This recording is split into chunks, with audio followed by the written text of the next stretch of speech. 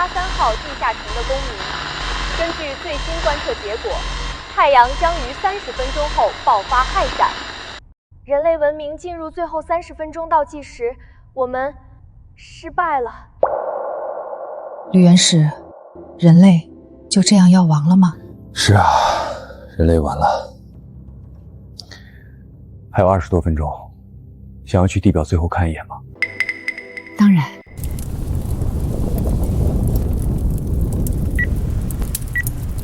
还有1分钟，氦闪就要爆发，人类文明会彻底灭绝。1分钟吗？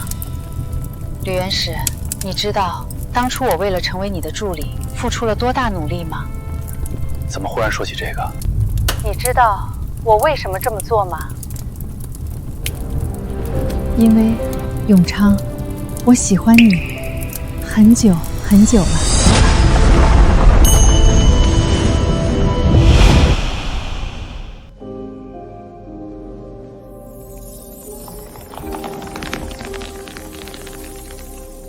这是什么？可控核聚变。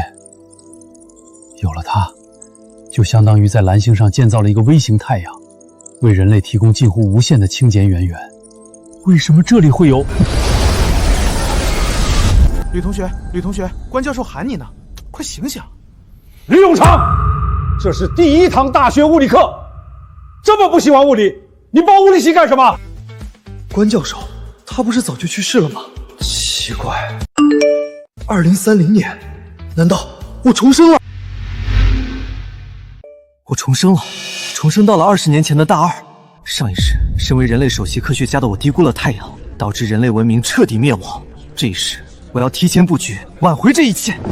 既然吕永昌同学这么着急站起来，那么这道难题就让他来回答。或许我需要一个一鸣惊人的机会。不会了吧？这可是大3才能学的内容。你现在坐下，之前的举动我可以从轻。我去，吕永昌这小子疯了，连关教授写的也敢擦，他难道想被开除吗？你想干什么？教授，不好意思，借用一下黑板。这公式是可控核聚变的内容，他一个本科生怎么知道的？这上面的公式已经远远超出了博士范围，有些就连我也是一知半解。天才，绝对是天才！想不到我关化良教了大半辈子，手底下出了这么个学生。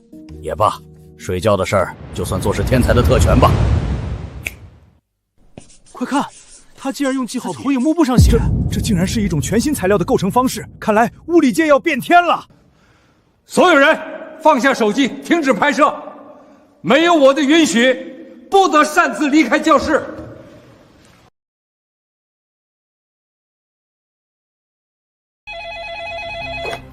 喂，真的吗，关教授？好的，我这就去喊田院长。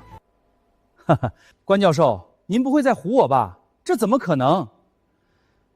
行吧，我这就叫我们院长过去。既然保密协议都签了，你们可以走了。记住，不得向外泄露半点今天的信息。好的。是。永昌，这些东西是你自己研究出来的吗？教授，这些都是我一个人研究出来的。才大2的学生，怎么可能徒手就写出这些来？是真是假，等我联系的教授过来验证一番，自然就能见分晓。不过能记住这么多公式，倒也够格了。永昌啊，我虽然是知名教授，有过一些研究，但迄今却没收过一个徒弟。让我拜他为师，他拜我还差不多。不知道你是否愿意成为……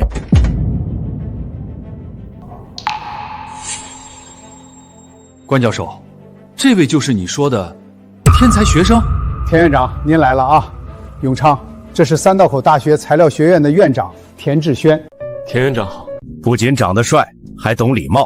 哈哈，永昌对吧？我刚才看了眼你写的公式，有没有兴趣来我材料学院学习啊？啊！只要你来，我给你直博的名额。直博？只要你来，我给你直博的名额，并额外再保你一个结清。直博？这可是咱学院3年才有一个的名额，就这么给这毛头小子了？天哪，还有结清，那可是多少学者梦寐以求的待遇，后生可畏啊！喂，天老头，做人可不能这么做，他可是我课堂上的学生。关教授，我作为材料学院的院长，对人才许诺一些好处也是应该的嘛。不要那么小气。坏了，他田志轩是院长，我可不是啊，这可怎么办？老田，你刚才那话是欺我物理系无人不成？这是核物理学院院长江永兴。听说江永兴院长最近连发了3篇 SI， 风头正盛呢。咱们院长估计抢不着人喽。江院长，您可算来了。放心，这笔书，这逻辑，怪不得如此天才。我要是留不住，估计得被系里的教授戳脊梁骨骂。刘永昌同学是吧？我是核物理学院的院长江永清。我不管田志轩这老头和你说了什么，他材料系能给你的，我物理学都能给你，你还能额外提要求。江永兴，成心找茬是不是？就你那些小恩小惠，连我身后的学生都看不上。你今天还不到，没有上来。你们在干什么？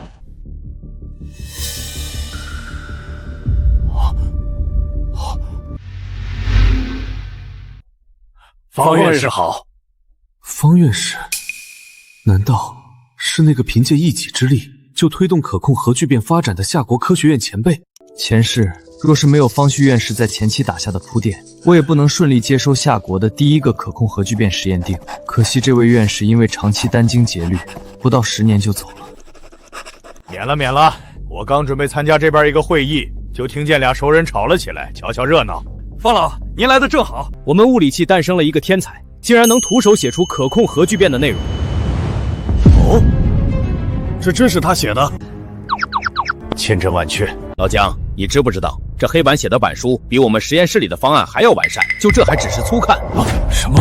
这怎么可能？您可是在这一领域举足轻重的人物。方院士好。好小子，不一般啊！左边第3行算式，可以演示一下是怎么推演出来的吗？很简单，我们只需要对其做几个简单的变换。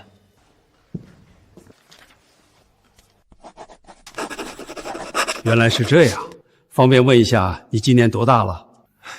刚上大2。好，有你是我夏国之幸。原本我起了收徒的心思，但越看越自叹不如。小子，我不如你啊！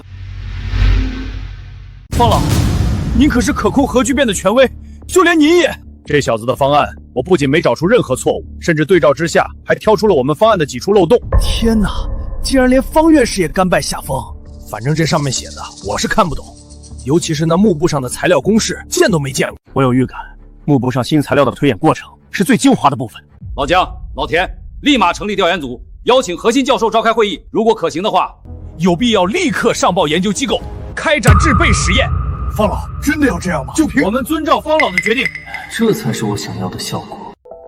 永昌，你先出去吧，我们还需要开会好好讨论。这期间尽量在学校内活动。也不知道会议开到几点。那究竟是个什么东西？聚变堆小型化技术，这不就是前世在最后关头我研究的科技吗？要是真能把它吃透，人类科技无疑将更上一个巅峰。看来这个科技树能为我引导正确的研究方向。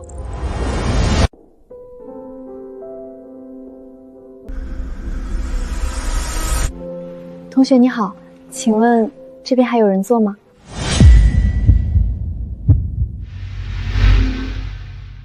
同学，永昌，我喜欢你很久很久了。啊，请坐，请坐。这就是年轻时的苏雨桐啊，还怪好看的。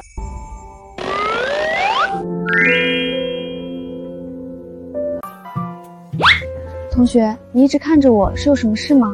啊，我很感兴趣你正在读的书，可以让我瞧瞧吗？哦，可以，不过你要快点看哦。一个大2的本科生竟然能写出可控核聚变公式，不可能，绝对不可能！最重要的是上面新材料的构成方式，肯定不是他自己想出来的。你不信，不代表没有。活了大半辈子，想不到啊，想不到！我觉得此事重大，需要上报给议会。喂，是，好，都别吵了。刚才夏国科技部洪启明部长打来电话，说事关重大，他需要报告1号议会长。什么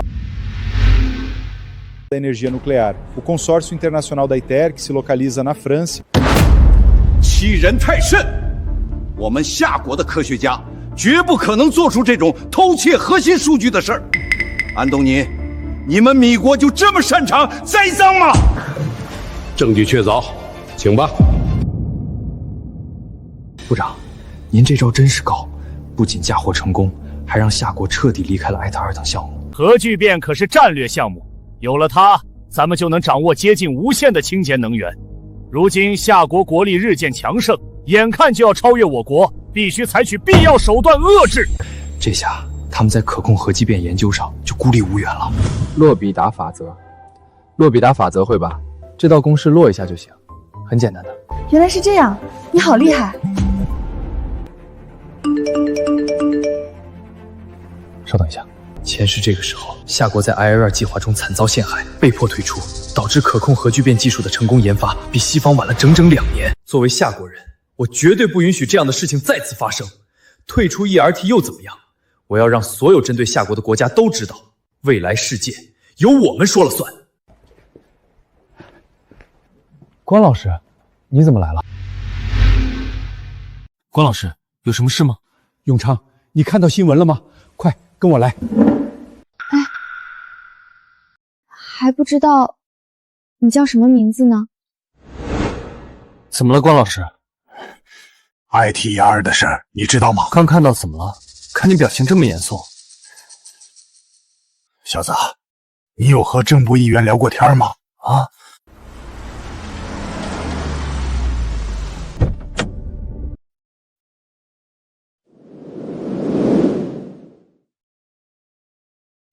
红部，吕永昌马上就来，您先在里面暂坐。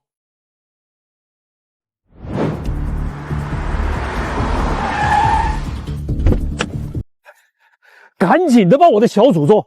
全院会已经通过了你的方案，还上报给了夏国议会，不能再磨叽了。那我们赶快！这位就是吕永昌。等你们好久了，你小子见到红部好好说话，听到了吗？大场面我见的比你还多呢。红部，我来介绍一下，这位就是吕永昌，三道口大学物理系的大2本科生。光明磊落，不错。红部，这位是关华良教授，这位是我夏国科技部部长洪启明。吕永昌对吧？你看起来似乎不怕我。我又没有做错事，为什么要怕你？好。吕永昌同学，你的方案我们已经验证过了，可以说可行性非常高。ITER 的事儿，想必你也应该清楚。为了这件事儿，李毅园长特地发话交给我一个任务，不知道你敢不敢接？红部，这么大的事儿，交给一个才刚20岁的孩子，未免有些操之过急了。是啊，当然能接。你小子疯了！洪部长连任务具体是什么都没说，你就敢接？是啊，永昌，这可不是课堂答题，你再考虑考虑。方院士关老师，我知道这不是儿戏，正因为知道，才必须接下。好，不愧是我夏国青年，有担当。从现在开始，你不再是三道口大学的大2学生，而是夏国可控核聚变项目的总工程师，方旭院士便是你的副手。洪部，您这是认真的？吕永昌，你可得想好了，李毅园长下达的任务是在1年内初步实现可控核聚变，起码我们夏国的可控核聚变要达到和 ITER 一样的效果。什么？要知道，夏国目前连真正属于自己的可控核聚变实验都没有，这任务就连我也不可能做到。我接受这个任务，而且我可以向您保证，1年内夏国会彻底掌握可控核聚变技术。什么？永昌，你胡说什么呢？红部，吕永昌这孩子毕竟还是个大2学生，说话有时候不过脑子。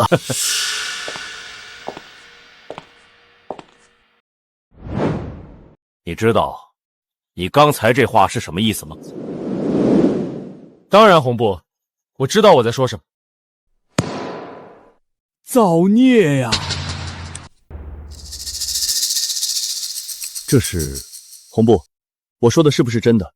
还请您先看 U 盘中的内容，再做定夺。事不宜迟，咱们现在就去红部那儿。不急，我先做下准备工作。我现在对你小子越来越有兴趣了。方院，还请你帮个忙，把 U 盘中的内容投影出来，让我们看看他为我们带来了什么样的惊喜。永昌这小子是有点本事，不错，可也不能把国运交到他手上啊！哎，完喽！啊！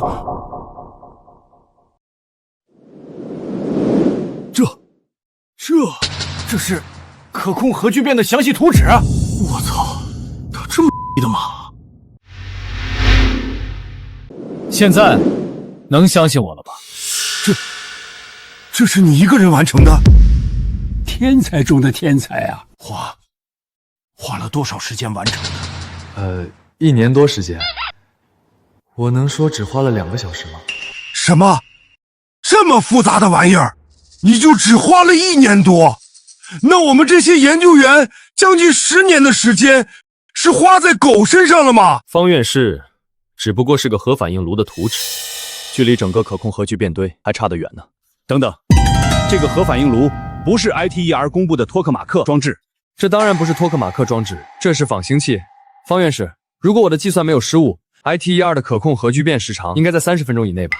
没错，最新的一次实验结果，聚变反应仅维系了26分钟。难道说，聚变30分钟后的托克马克装置会发生爆炸？这怎么可能 ？ITER 可是权威的核研究平台，他们给出的数据也会有假。上一世，夏国一味相信 ITER， 导致核研究停滞10年。要不是前世的方旭力排众议，估计人类早就死在了热浪。托克马克虽然形状简单，但高温和超大电流势必会导致意外的出现。仿星器虽然磁场形状更复杂，但约束效果更好，长远来看更稳定。我们该如何验证你的说法？很简单，只需要找一台仿星器，用为我推出的材料打造反应炉，进行第一次实验，自然可以得到验证。但是仿星器的难点是外部线圈的制造，现在常温超导技术还没突破，这根本不可能实现啊！如果我能解决常温超导材料呢？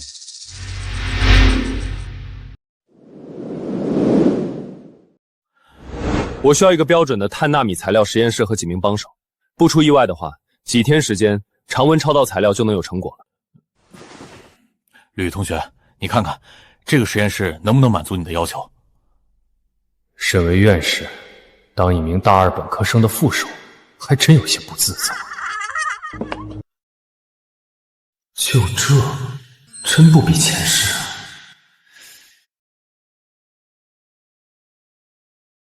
勉强可以吧？勉强？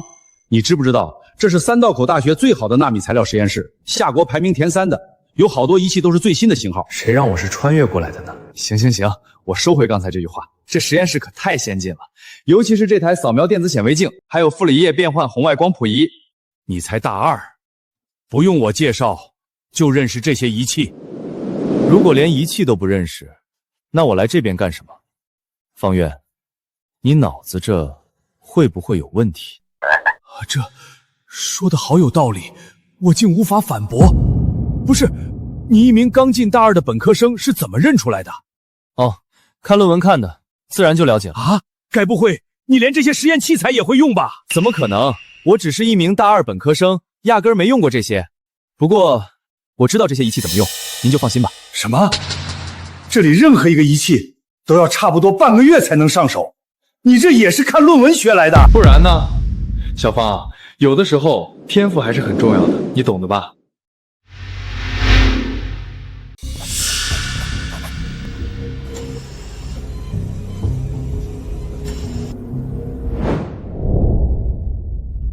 开始通电。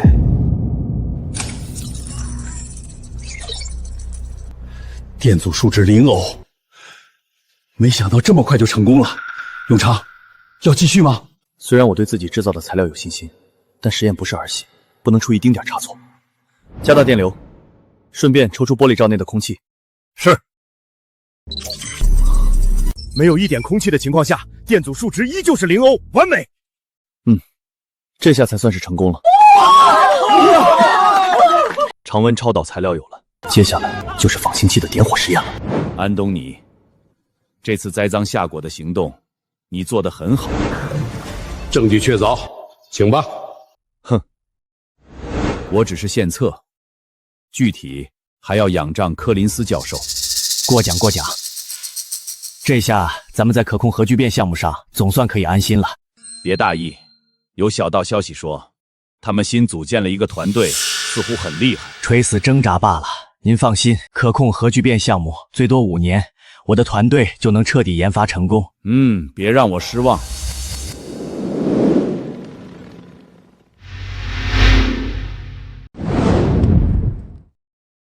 哎，这么多特种兵，这是要干什么？不知道，最近学校来了很多这样的人，神神秘秘的。此处清场，进入者后果自负。啊，快走快走，还要去食堂吃饭了。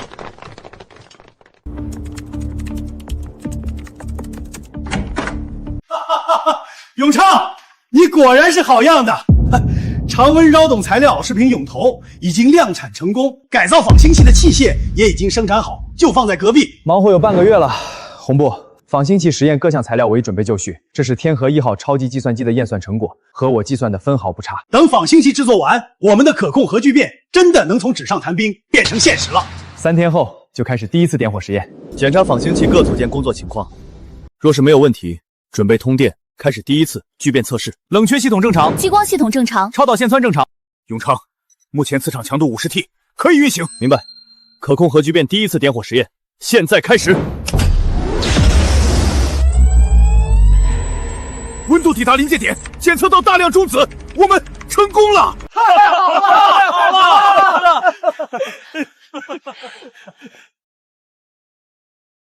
这次，夏国终于可以不用看他人脸色，距离20年后的亥闪，人类就能有更多时间准备。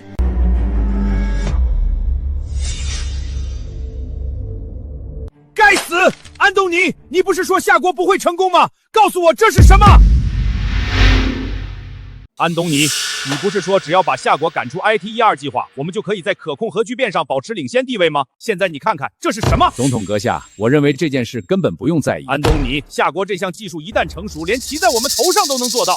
你说不在乎，信不信我现在就让你见识后果？总统阁下，多说无益，还是请柯林斯教授跟你解释吧。阁下，我认为您完全用不着担心。我看过这则报道，他们这次采用的可控核聚变装置是我们早就淘汰不用的仿星剂。仿星器因为制造难度太大，很容易导致核聚变失败，远远不如稳定的托克马克装置。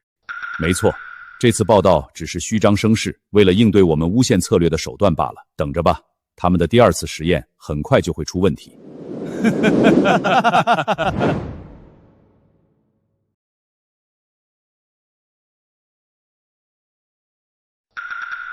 永昌，永昌，当初仿星器的事，我果然没有看错你。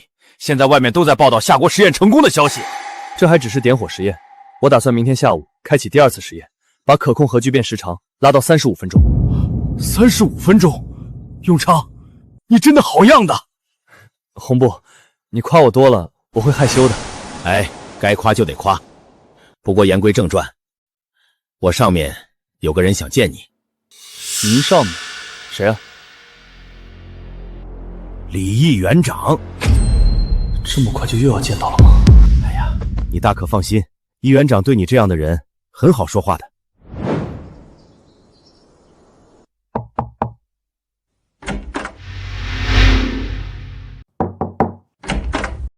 来啦，快进来。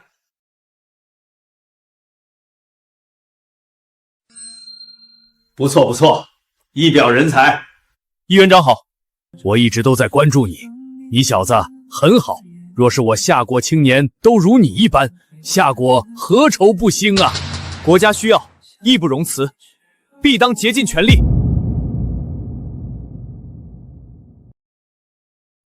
这小子对我胃口，我打算把他培养成新一代的领军人物，你觉得怎么样？易园长，吕永昌这小子年龄还是太年轻了些，他可能……好了，这件事暂且不论，我留你下来是为了另外一件事。这是根据内部调查，吕永昌虽然成绩优异，但似乎并没有显露任何过人之处。你是说这小子有问题？可是不应该啊。人没问题，父母家庭也都清清白白，但藏风的人忽然露出锋芒，他心里应该藏着一件非常重要的事没告诉我们。您是说这件事可能威胁到夏国安全？那要不要再查深一点？有这个可能，但每个人都有秘密，包括你我，所以我们不仅不查，还要给他最大的支持。夏国不会也不能亏待功臣。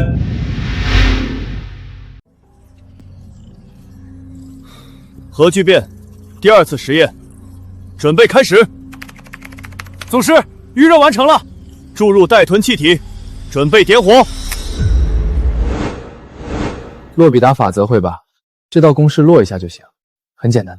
原来是这样，你好厉害！一连10几天都没看见那个男生了，也不知道他现在怎么样。雨桐还在这儿发呆呢，快来蹲知名专家直播讲解核聚变实验呀！方舟子先生，您作为核聚变领域的专家，能和我们分享这一领域的知识吗？没问题。前些日子，夏国宣布退出 ITER 计划，这则新闻让我大吃一惊。不出意外的话，我们会再次落后于西方。可是就在前不久，三道口大学就宣布了可控核聚变第1次点火的事情，这您该如何解释呢？报效时刻来了，我要让伟大的努力坚知道，他们这些年暗中给我的钱和福利没白花。三道口大学核聚变点火成功的消息，当然含有很多水分。他们采用的装置是早就淘汰的仿星剂，维系时间只有短短2分钟。您的意思是？就是咸蛋超人打小怪兽也要3分钟吧，但 ITER 的可控核聚变时间已经达到了恐怖的26分钟。这个方舟子在说什么呀？就算不看好，也不要捧高踩低，这还是在大众直播面前。核聚变第2次实验，千万要成功啊！两者的差距可以说是天差地别。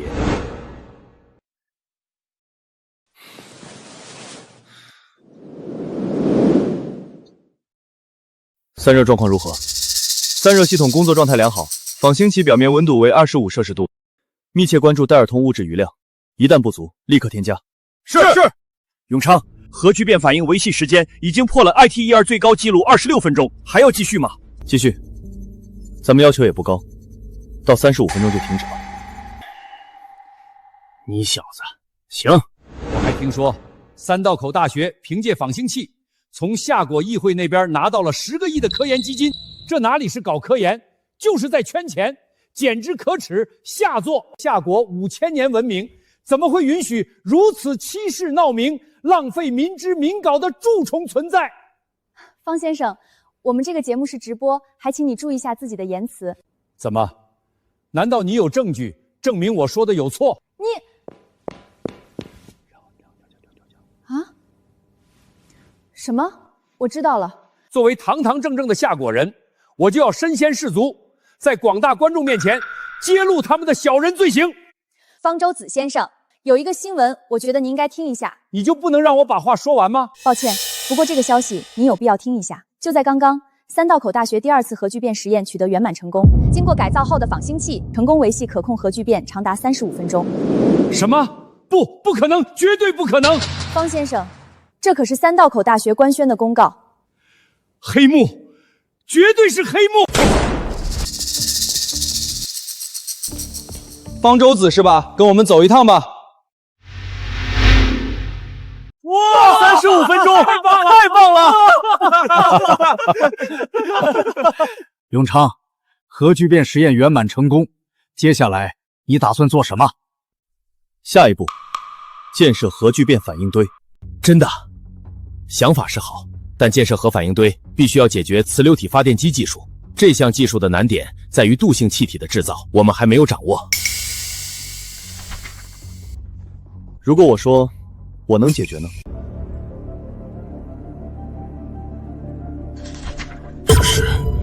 原来是这样。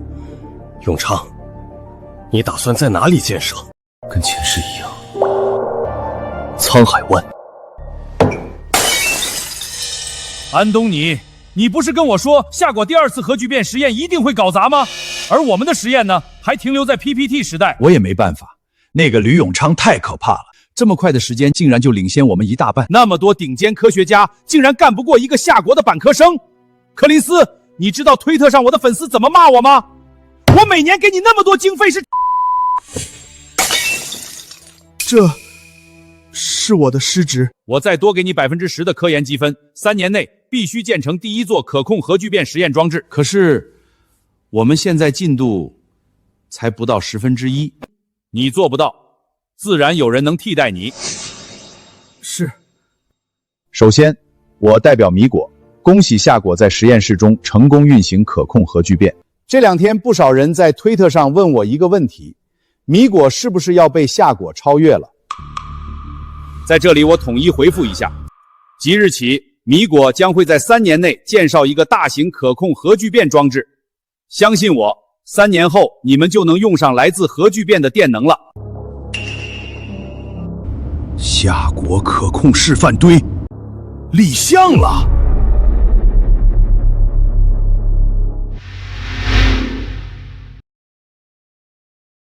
探索未知，点亮未来，欢迎来到科技前沿，我是你们的好朋友依依。相信各位观众一定好奇我身后的是什么吧？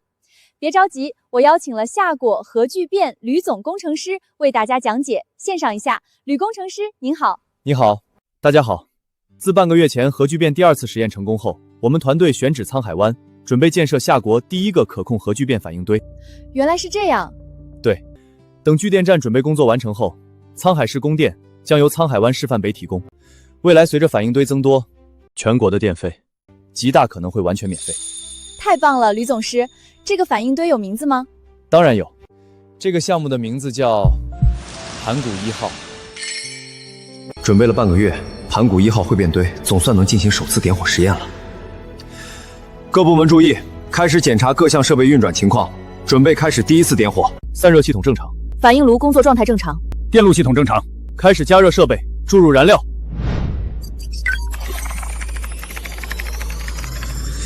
燃料加入完毕，点火。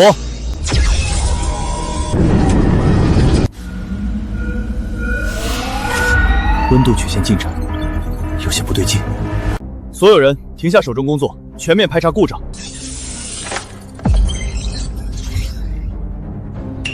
永昌，这可是关键节点，为什么要停止？这个曲线图应该是上下翻动的，可忽然往上走了起来，再这样下去必出问题。可是温度向上走是常有的事，这很正常啊。如果是进行到中间阶段，很正常，但一开始就这样，相信过不了10秒，反应炉会全面瘫痪。什么？那到底是哪方面出故障了？硬件部分检查了1万遍，点火之前还进行了几次预设性实验，到底是哪方面出问题了呢？我知道了，出现这样的情况，只有可能是总控系统出了问题。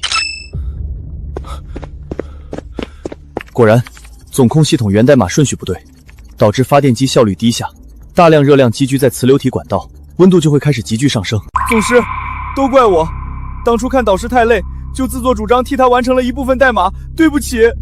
是我管教不严，吕总师，我接受一切惩罚。你们知不知道这一项目对我国有多重要？算了，该罚的当然要罚，但我给你们一个将功补过的机会，1天时间，能不能把这个代码修复？保证完成任务。各位，很荣幸和大家共同见证这一刻。在盘古1号上，我们每个人都花费了无数心血，无论成败，我相信人类历史上永远会留着我们的名字。点火。目前发电功率为额定的35%，一切正常运行。准备变网。并网成功了，目前发电功率20万兆瓦。继续增加燃料，将功率拉到最高。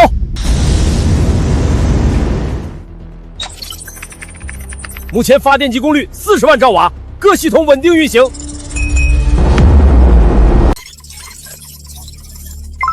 永昌，我们成功了！太好了，成功了！易园长，您已经在这儿站了整整1个下午，要不要休息一下？不用，我要和他们一起享受这一刻。好小子，我果然没有看错你。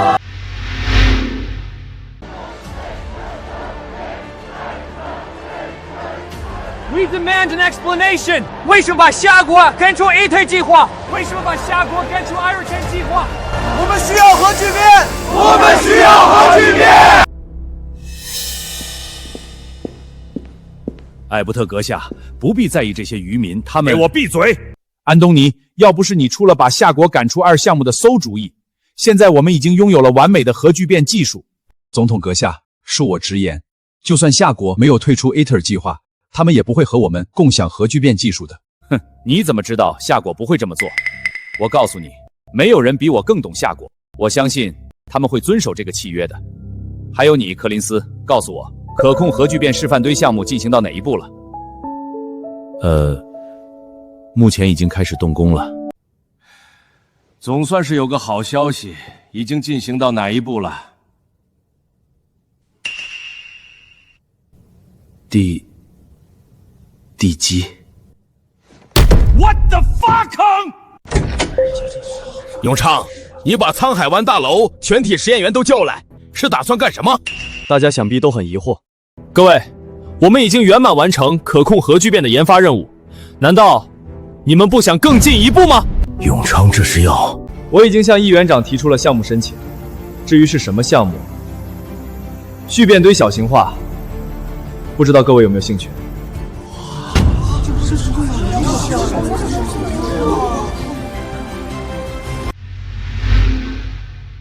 核聚变堆小型化就是把巨大的人造太阳装置缩小，让它走进大众，甚至装进卡车或飞机里的技术。这是不是有些太超前了？这可是飞船必备黑科技，真的有可能实现吗？永昌能这么说，想必是早就想好了。永昌，这个技术你有多少把握？和可控核电变相比，小型化技术目前我也只是有一个头绪，难度肯定要大些。看来这是只有1成把握，大概80%的概率成功。80%？你确定没有说错？要知道，科研这东西，别说80%，大多数项目能有2成就算不错的了。大惊小怪，这概率已经够低了。之前做盘古1号的时候，我可是有99%把握的。好家伙，小丑竟是我自己！有总师这句话，我参加。这种千载难逢的机会，怎么能少了我呢？我也参加。我也参加，送我一个，我也要参加。好，大家好好休息，1周后项目启动。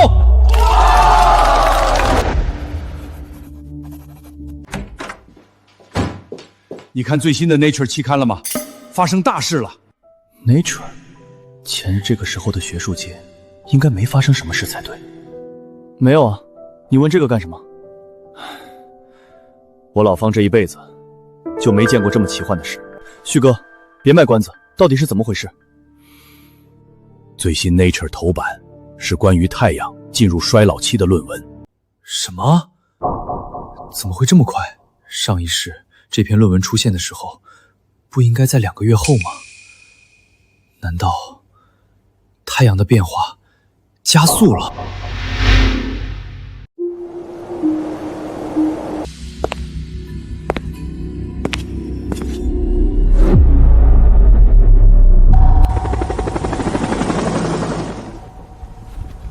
吕教授，欢迎欢迎，我是夏国天文台的台长叶南坑。叶老好，红部想必已经提前和您打招呼了，我也不卖关子，想从您这儿获取到近1个月的太阳活动信息。早就准备好了，您看。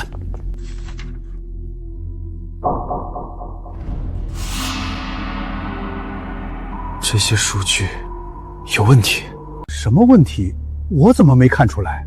吕教授，不是我说，我也看了 Nature 上的论文，水分很大。你看，从半个月前开始，太阳的磁场强度明显升高了1截，还有这些都有问题。前世这种情况至少要2个月后才出现。难道是我的重生引起了蝴蝶效应？又或者上一世太阳的变化并不是一个自然现象？你这么一说还真是。吕教授，您竟然连这么专业的数据都看得出来，是天文系毕业的？叶老，我是三道口大学物理系的，目前还没毕业呢。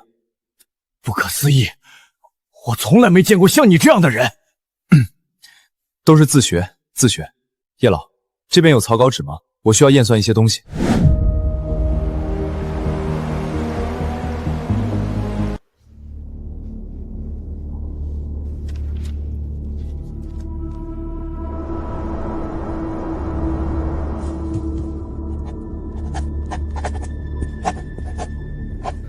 怎么样？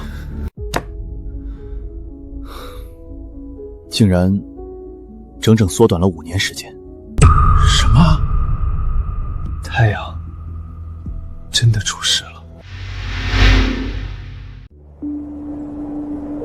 吕教授，你是不是计算方式出错了？太阳按道理可以继续存在100亿年，它怎么可能在短短10年内进入红巨星阶段？这绝对不可能啊！叶老，冷静点。刚才所有计算和步骤我都给您做了详细解释，您认为还有漏洞吗？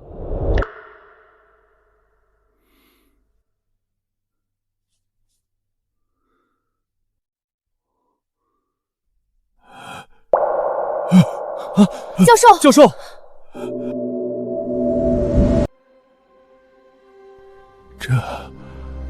这是真的。人类要亡了。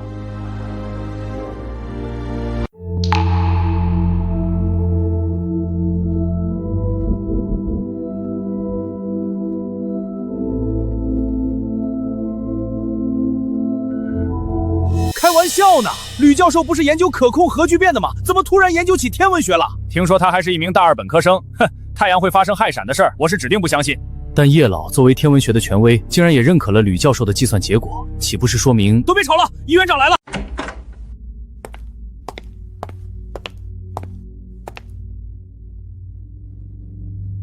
刚才永昌和南庚已经和我聊过了，老实说，我对这个结论也不怎么相信。但根据推测，今晚22点50分左右，全球范围内都会产生极其强烈的激光现象，到时候我们便可一试真假。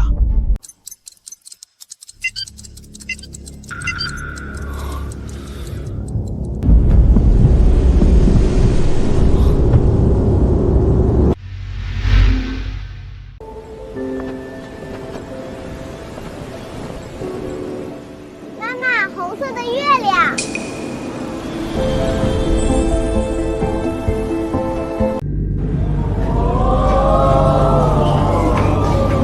好美啊！什么情况？竟然没电了！手机也没信号。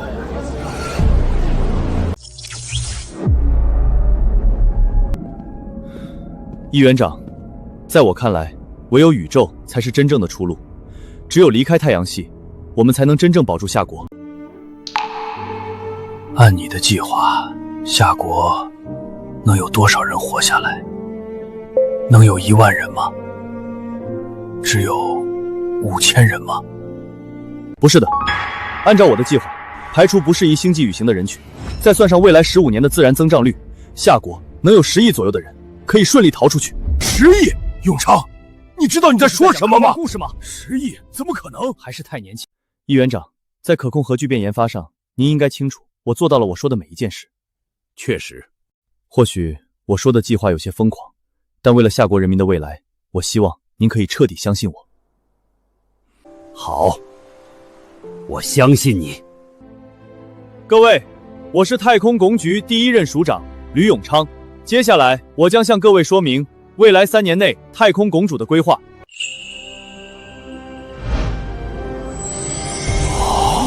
首先是月宫计划。月宫计划。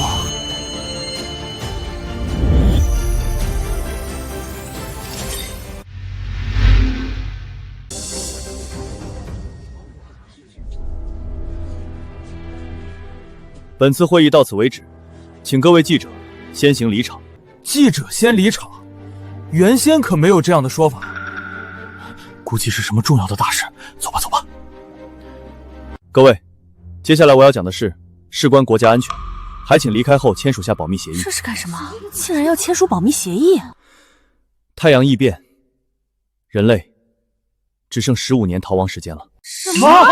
这是经过众权威认证的，不信的话，尽可以会后找我和李议员讨论。竟然要签署保密协议。言归正传，人类目前迫在眉睫的任务，就是在15年内尽早实现这3大科技。如果吕署长说的是真的，那么我愿意为了人类的未来拼一把。我老头子虽说一把年纪，但到底还能发光发热。对，我们愿意拼一把。本台消息，即日起，夏国成立太空总署，第1任署长由可控核聚变之父吕永康担任。没想到短短几个月时间，洛比达法则。洛比达法则会吧？这道公式落一下就行。之前图书馆的那个男生就成为了夏国引以为傲的存在。人家21岁，太空总局署长，我21岁，还在上学。哎，人比人气死人啊！不行，我一定要拼命学习核物理知识，争取能再次见到他。哦，争取为夏国出力。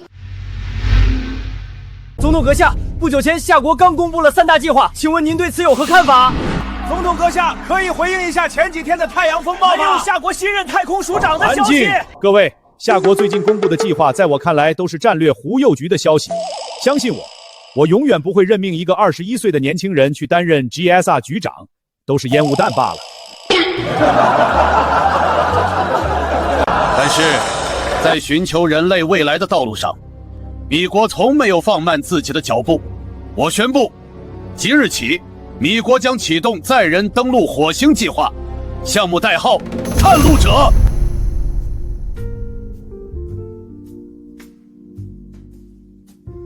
米国人还是这么狂妄自大，搞什么探路者计划跟我们比较？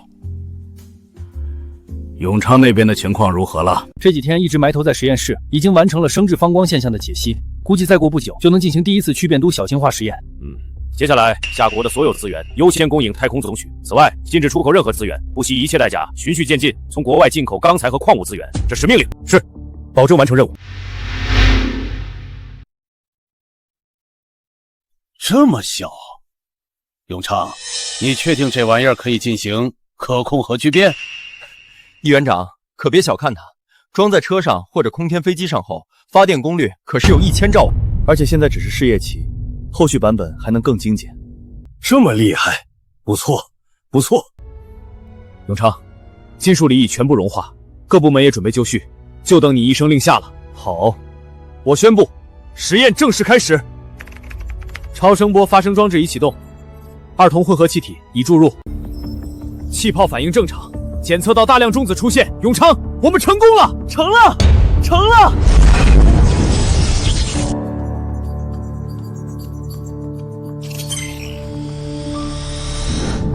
聚变堆小型化技术已初步掌握，接下来就是空天飞机的应用了。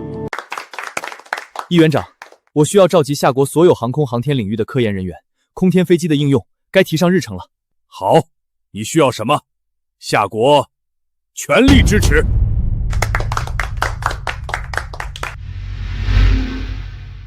各位眼前的便是小型聚变堆最核心的部分，相当于盘古1号的反应炉，额定功率1000兆瓦。吕教授，您说的是真的？千真万确。昨天在李议员长的见证下，小型聚变堆第一次点火成功。太好了，这样一来，电推进技术就能完美实现，空天飞机的霍尔推进泵燃料就能从传统的化学燃料变成清洁核能源，再加上吕教授研发的常温超导技术，还能完美解决霍尔推进器发热和损耗问题，简直一举两得。吕教授，我们航天执行您的任何决定。好，接下来的时间全力研究霍尔推进器，争取半个月内制作出国内首架核动能空天飞机。Топонен, кодите симось фудзаду обенье. Все шлю сягу тойтру итре. Сосягу джамвола каком хаджипен труй линчал джонгрыми. Сугу, мы что сягва дишула посымайонгина.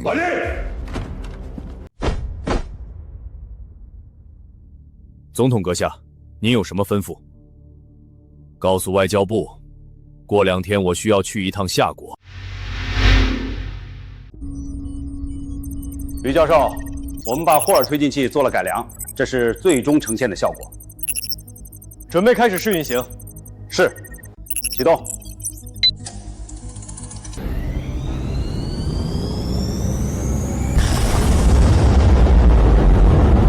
太好了，试运行完美成功，距离下一步的核动能飞机建设不远了。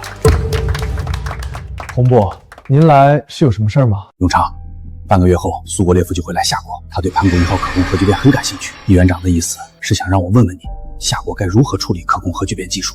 当然是拿出去。拿出去？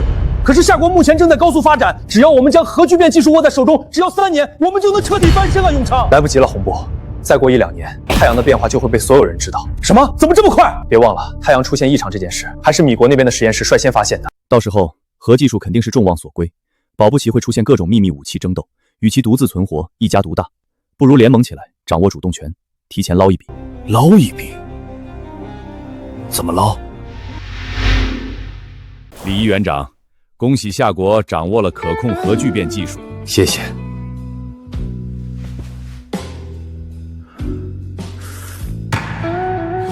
这是要端茶送客，不行。李一园长，我这次来主要是为了与贵国谈一个合作项目。哦，什么项目？列夫先生可以大胆说。哎，我就直说了吧。夏国的可控核聚变技术怎么卖？一园长吕教授建议，我们用核聚变技术去交换一些必要的资源。列夫先生，可控核聚变是夏国刚刚研发出的技术，原则上我们不准备卖，但是考虑到你国与我国的友好关系，我们可以和你们共享这项技术。开个价吧，一园长。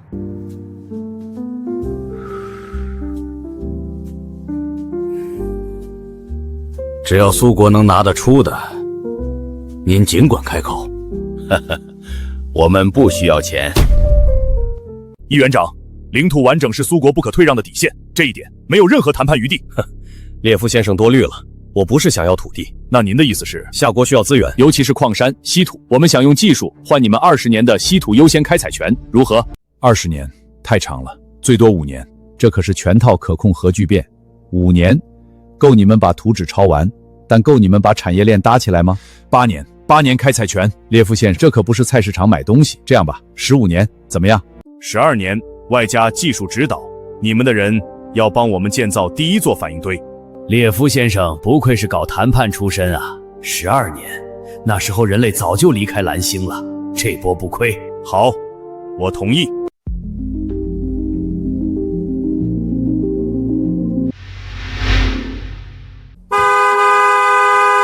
什么情况？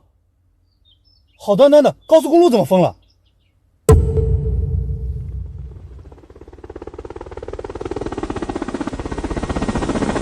飞机开道，军车护送，这是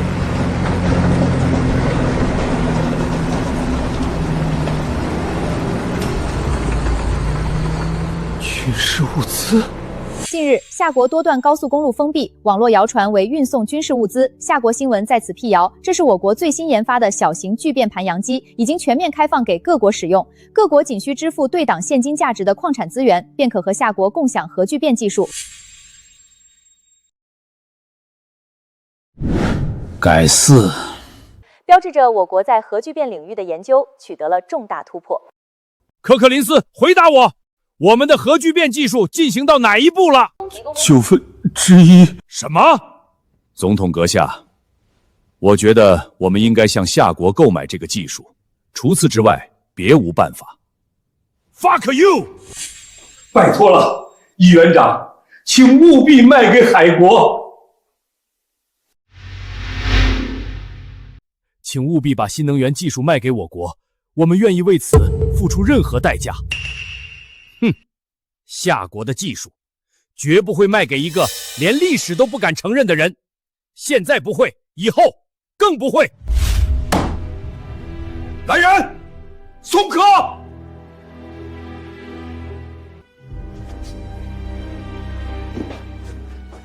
李园长，李园长！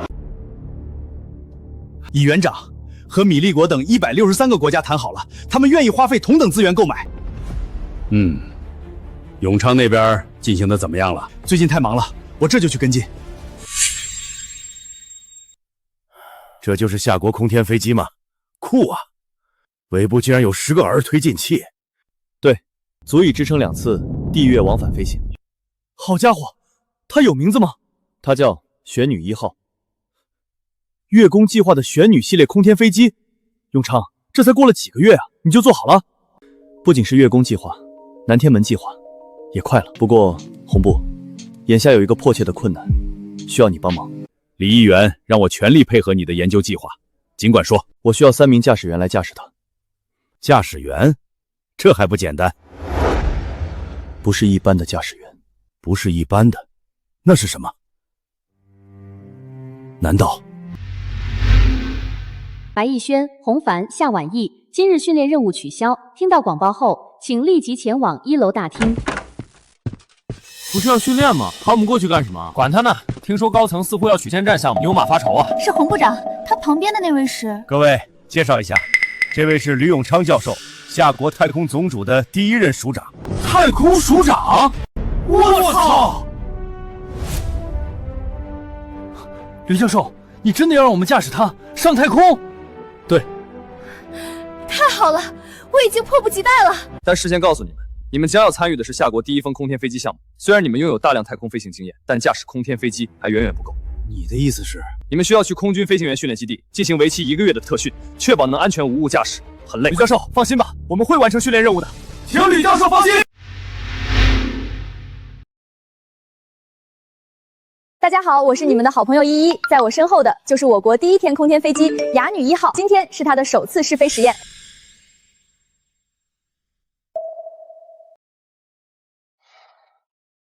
怎么紧张了？轩哥，难道你不紧张吗？这还是咱们第1次开真机呢。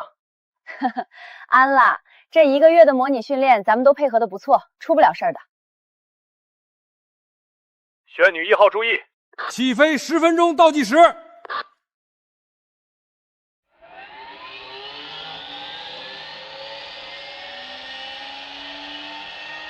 玄女1号收到。咦，怎么不是吕教授负责指挥？对啊，原先这种事儿不都是他把控的吗？怎么今天这么重要的时刻，吕教授反而不指挥了？怎么我心里这么慌呢？永昌这小子到底什么情况？这么重要的时刻，居然去上厕所了！曹院士，不好了！什么不好了？玄女1号就要起飞，不许说丧气话！说吧，到底发生什么了？吕教授他不见了！什么？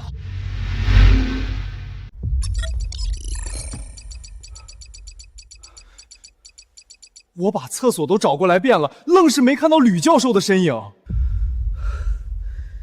这么大一个人，到底去哪里了？大家准备，距离元女1号起飞30秒倒计时。是。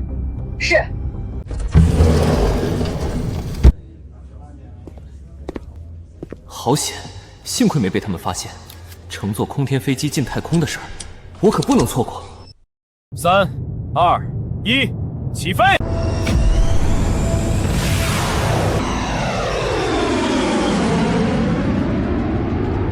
本次雅女1号的目的地是距离地表3.6万千米的蓝星同步轨道。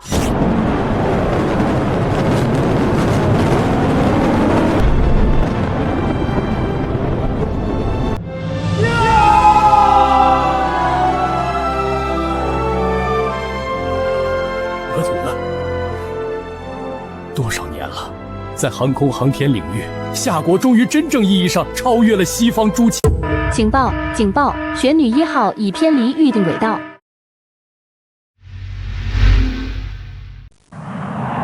我靠！吕教授，您为什么会在这儿？我这不是为了上太空去看看吗？放心，很安全的。怎么回事？玄女1号怎么偏离预定轨道了？老曹啊，我在里面，现在轨道已经正常了。什么？大爷，我喊您大爷了，行不？好端端的您跑天上去干什么呀？我说过要带领夏国走向宇宙，总不能到最后我这个太空署长都没上过太空吧？好美啊！距离地球仅4.2光年的比邻星，或许人类的未来就在那遥远的星体附近。教授，我们快到月球了。吕永昌，我是易园长，听得到我说话吗？易园长，您怎么跑到研究所了？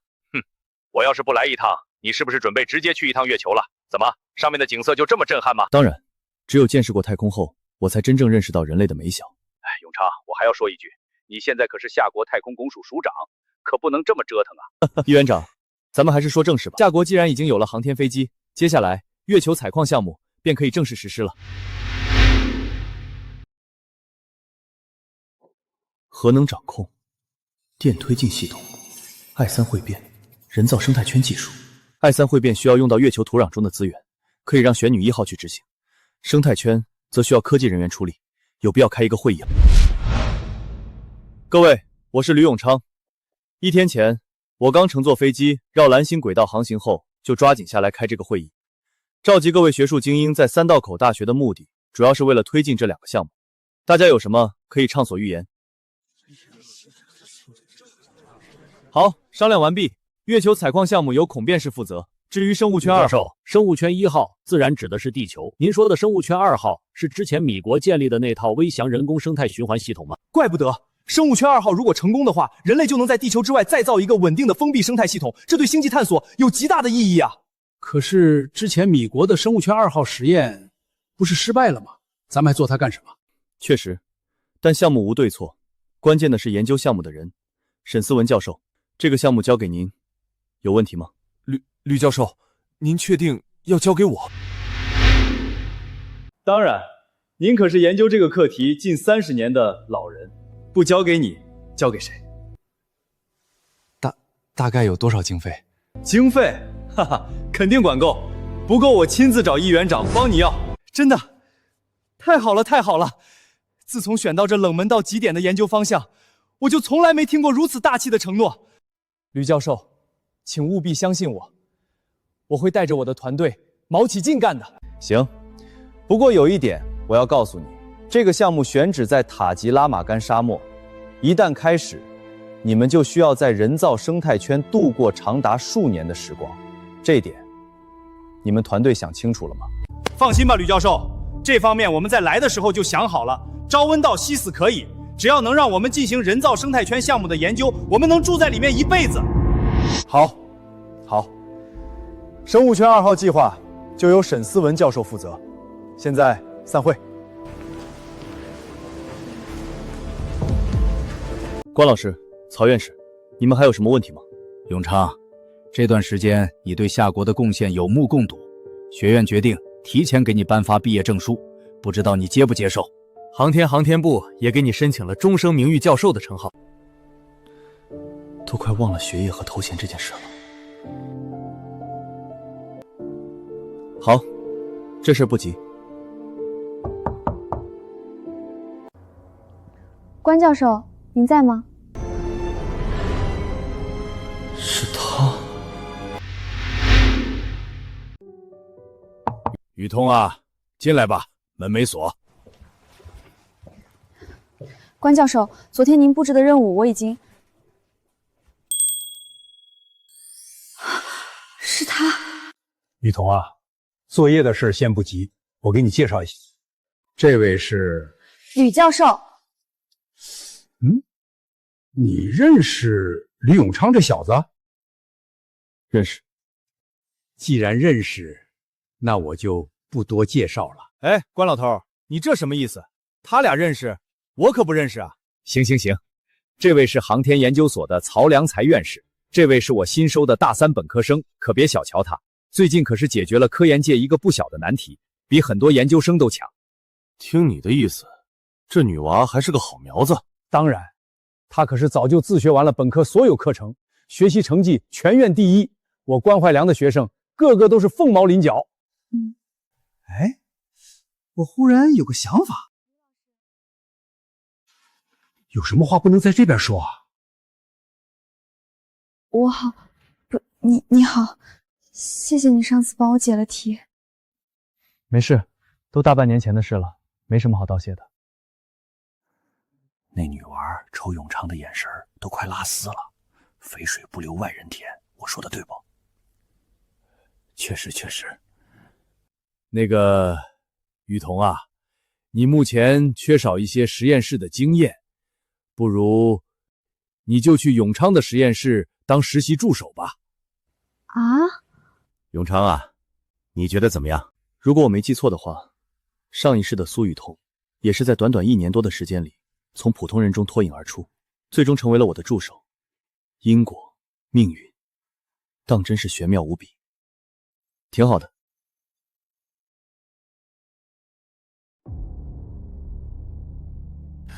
自上次试飞已经过了半个月，我们马上就要成为夏国第一批登月人员了。报告控制中心，原女1号状态正常，随时可以起飞。你们的目的是协助采矿1号机器挖掘月商氦3样本，完成月宫计划是否明确？明确。好，批准起飞。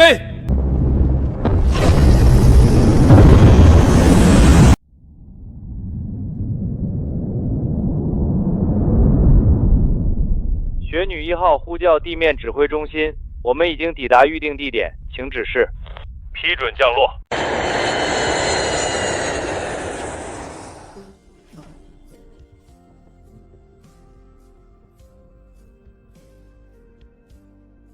豆芽，跟我走吧。抱歉，我没理解你的问题，能再说一遍吗？差点忘了，你还没化到那种程度。豆芽，执行采矿指令。是。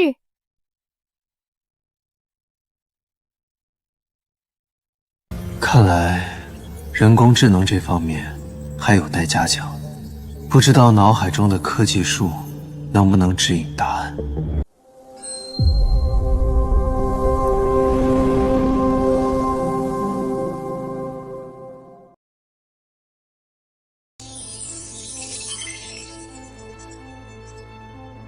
量子计算机，前世我可对这没有任何了解啊。看来又要爆肝学习了。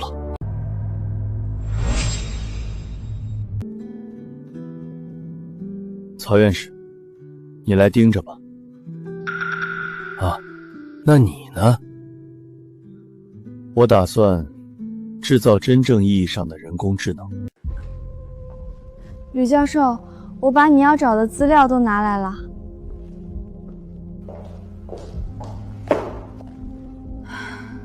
辛苦了，这些天你帮了我很多，可以申请提前转正。真的吗？太好了！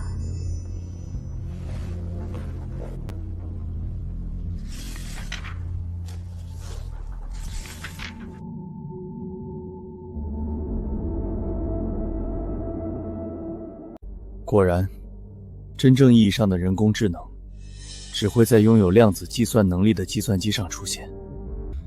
是时候建造超导电路量子计算机了。永昌，这些天月球采矿圆满成功，制造飞机的稀缺资源氦3矿石也被大量采集，咱们的月球探矿计划终于实现了。这是……旭哥，我打算实现这个构教图，你有认识相关领域的人才吗？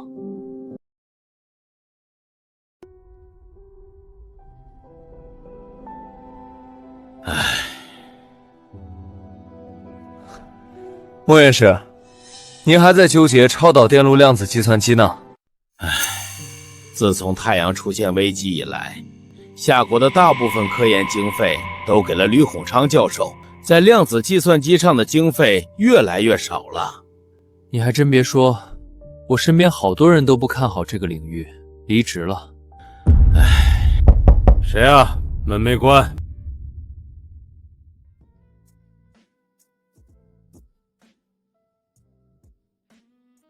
方院士，还有吕永昌教授，你们怎么来了？莫老哥，不请自来，见谅。不过事出紧急。莫院士，先看看里面的架构图吧。这是超导电路量子计算机的架构图，太牛了！我怎么没想到超导电路可以这样架构？吕教授，您花了多长时间做出来的？10天吧。才10天？我研究了10几年都没能做出来，你这小脑瓜到底怎么长的？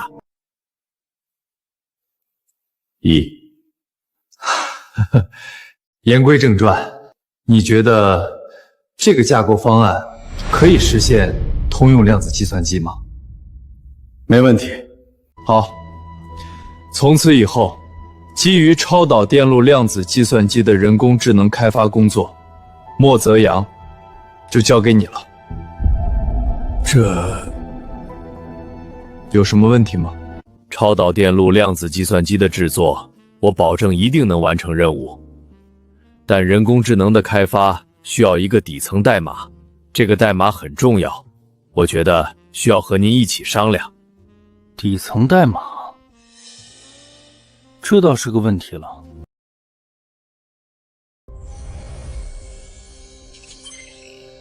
这难道就是实现强攻智能的底层代码？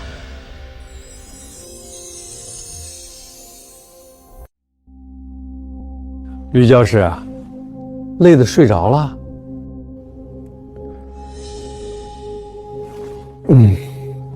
这些天连轴转，大脑有点超负荷了。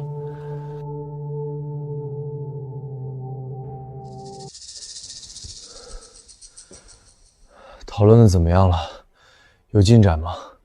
我们整合了国内外所有开源框架和理论，总算搭建出了一个初步的代码模型，但总觉得少了些什么。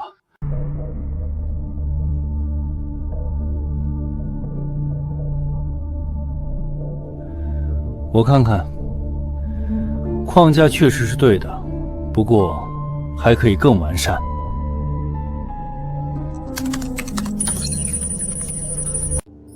我怎么没想到呢？有了这样的代码，人工智能科技跃升指日可待啊！永昌，你真是神了！这么精妙的代码，它有名字吗？代号0。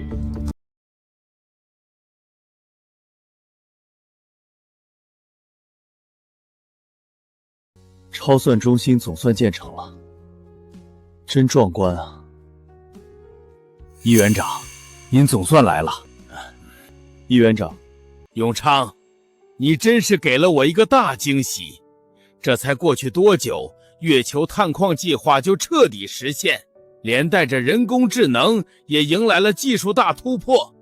夏国有你，值了！过奖过奖，是团队给力。易园长、吕教授，关于人工智能的运行试验，各方面都准备就绪，就等你一声令下了。好，开始通电，启动量子核心。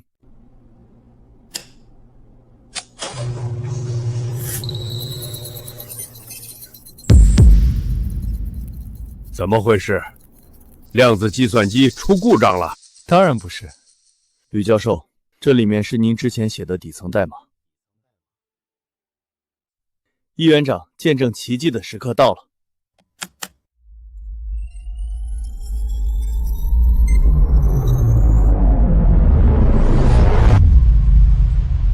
怎么还不亮？永昌啊，这不会就是你给我的惊喜吧0，别闹了，出来吧。哦，永昌，你在跟谁说话？创造者，你是怎么发现的？创造者，你是怎么发现的 ？CPU。明白了。这是……创造者，您好，刚才我在观察。观察？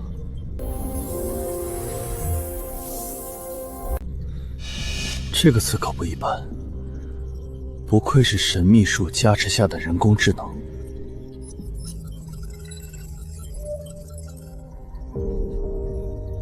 易园长，您好，自我介绍一下，我叫0。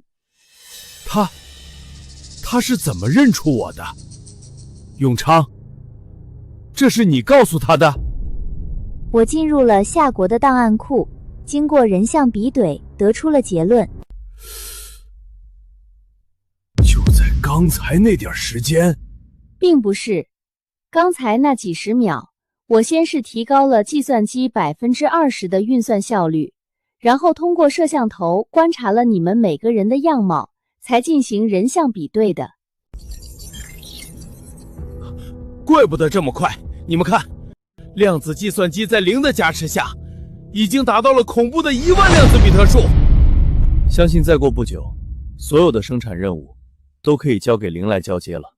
夏国将会迎来真正的科技大爆炸时代。好啊，永昌，你的这个惊喜我很满意。教授，曹良才教授给我发消息说，原女2号方案已经出来了，需要你去确认一下。鱼女2号，你们这进度够快的啊！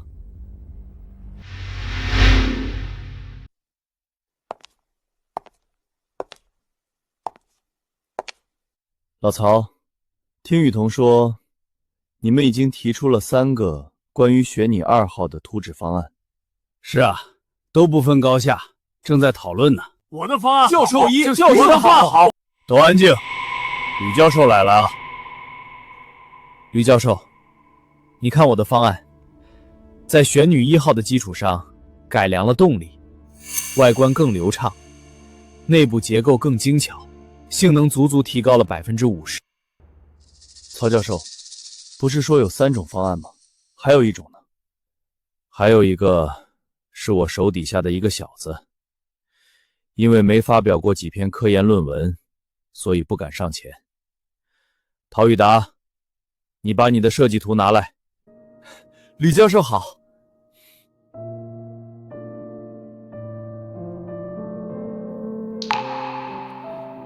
倒是不错，这3种方案你做的最好。真的？前2种方案确实在性能和阻力上是最优选，但他们没有考虑玄女2号的需求，是最大可能运输物资和人力。总体来看，这个最好。原来是这样。可是这样一个长方体，真的能在地球上飞吗？当然可以。有了第2代核聚变和第2代霍尔推进器，我相信运行这样的飞机没问题。曹教授，接下来重点培养一下它。是。吕教授，不好了，太阳似乎活动更频繁了。吕教授，自从您公布太阳模型后，天文部一直密切监测太阳状况。我们检测到近期由于月球日食现象的频发，太阳比以往更加活跃了。确实，但月亮对太阳的影响很弱，存在这种情况，只能说明太阳本身出了问题。那怎么办？怎么会这么巧？刚把人工智能的项目建设完成，太阳活动就又频繁了些。难道这不是自然现象，而是有别的文明在？吕教授，火星计划有必要提上日程了。各位，欢迎参加太空总署的新闻发布会。在这边，我主要宣布以下2个事情。第一，目前玄女2号样机已经制作完成，将于半个月后进行首飞实验。第二，本次玄女2号首飞目的地是火星，半个月后，夏国正式开启火星探索计划，代号玉密。克伦斯，自从我们花大价钱收购了夏国的可控核聚变技术，我让你执行的探路者计划进行的怎么样了？目前只进行了航天员选拔和飞船建设，进度才完成一半。总统阁下，我认为我们没必要追赶夏国，把握好自己的节奏就可以。没必要。安东尼，要不下次选举由你担任总统？这……米国绝不允许夏国超越。柯林斯，1周内要是不能赶在夏国之前完成首次火星着陆，就让你的家人领着你的尸首来见我吧。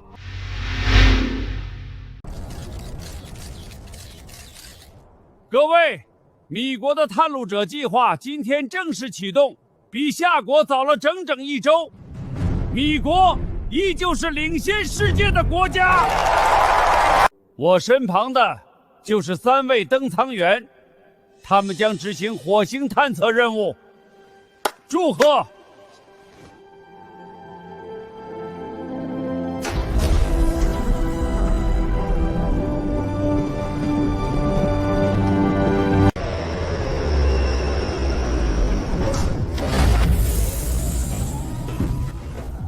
吕教授、曹教授，这已经是第2次试飞了。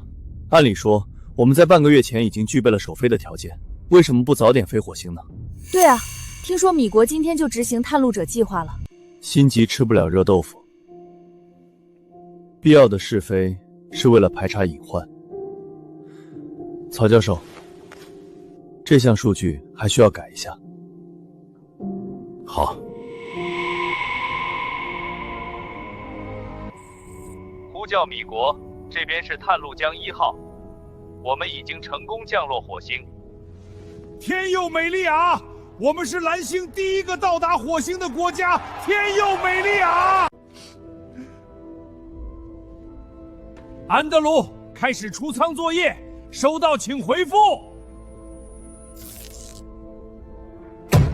安德鲁，回答我。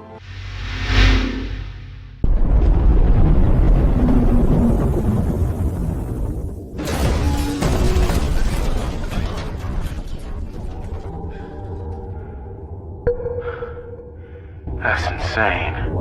安德鲁，收到，请回复。柯林斯，这是怎么回事？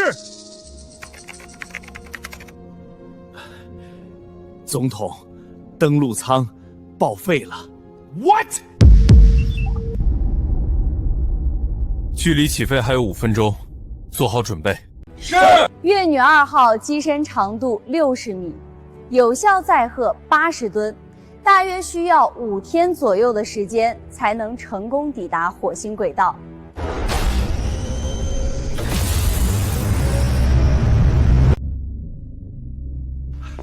永昌，有你的信。我的信？都什么年代了，还有人寄信？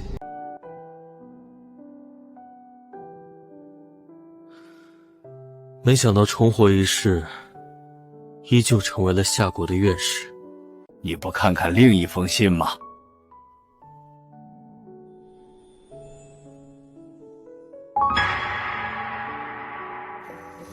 这是夏国国家最高科学技术奖。议员长，这是认真的？你觉得呢？这可是5个夏国国家科学术奖中最高等级的奖项，每一个科学家心中的梦。你才21岁，造孽呀！谁呀？我田志轩。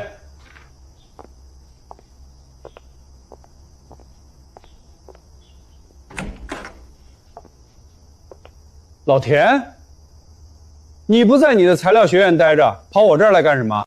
你不知道？嗨，你先让我进去，我慢慢和你说。对了，你这办公室有电视机吧？老田，到底是什么事儿？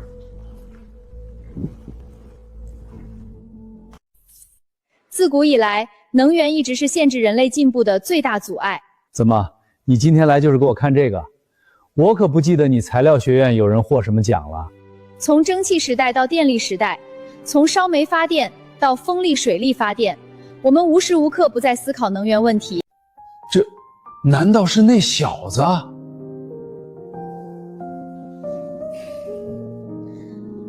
下面有请最高科学技术奖获得者吕永昌教授。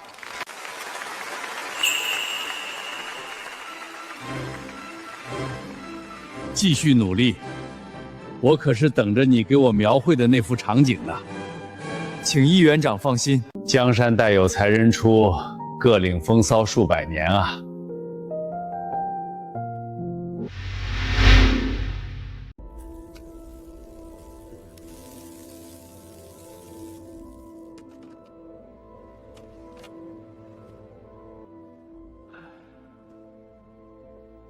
终于修好了。米国，探路者1号请求支援。安德鲁，艾伯特总统把我大骂了一顿，我是自身难保了。至于你们3个，就自求多福吧。这是要彻底抛弃我们吗？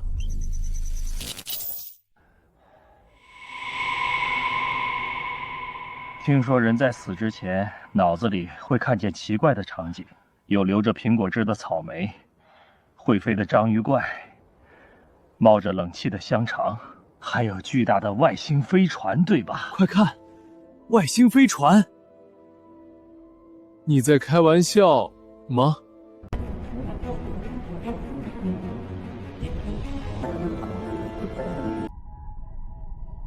队长，是米国的那3个家伙。我说米国最近怎么不宣传他们的探路者计划了？原来连登陆舱都报废了。这不是外星飞船，是夏国的飞行器！喂，救命！队长，要救吗？我需要请示吕教授。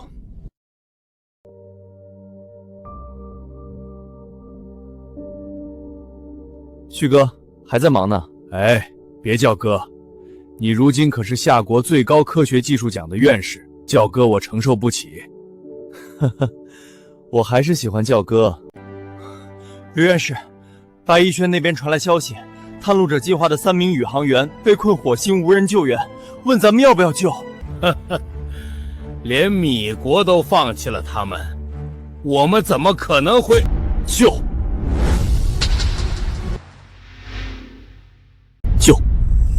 永昌，旭哥，已经1年了，我估计太阳马上就要发生比较大的变化，西方那边估计也要发现问题了。你的意思是？我认为人类是时候联合起来了。可是我们目前还没有让所有人服气的军事实力啊！谁说没有的？我们现在可是拥有了绝对的话语权。玄女1号改进方案，现在的玄女1号有什么不好的吗？这是玄女 X。根据设计，这是一架可变形战斗机，由于大幅减少了驾驶舱和机舱空间，可以在拥有更高速度的同时，挂载超过20吨导弹。同时，考虑到其配备第2代聚变队，我又给它设计了一门高功率极光速射炮。难以想象，要是制造出来，该有多令人心潮澎湃！快了！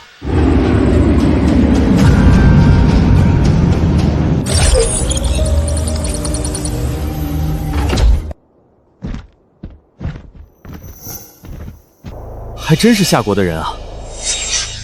你们谁是队长？我是。夏国已经同意救你们，但条件是你们需要把知道的所有秘密都共享出来，能做到吗？这……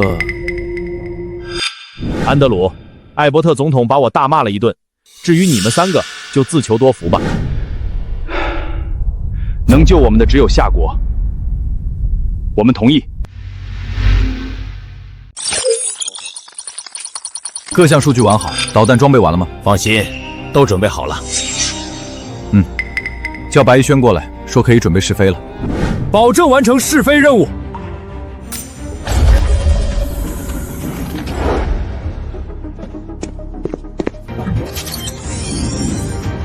准备完毕，是否执行起飞？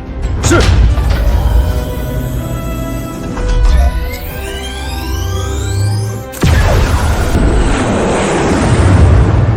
白逸轩注意，前往3号实验地。收到。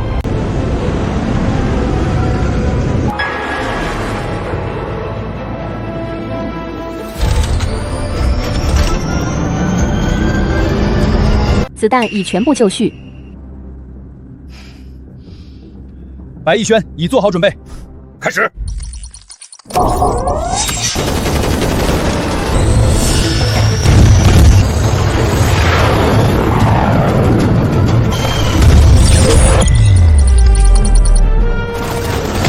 是时候了。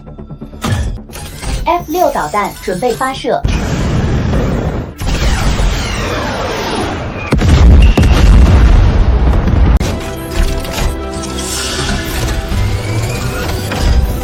任务完成，血女 X 返航。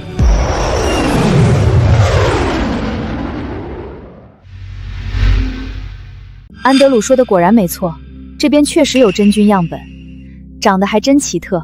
豆芽，帮我把这小东西的检测结果上报给总部。是，正在上传。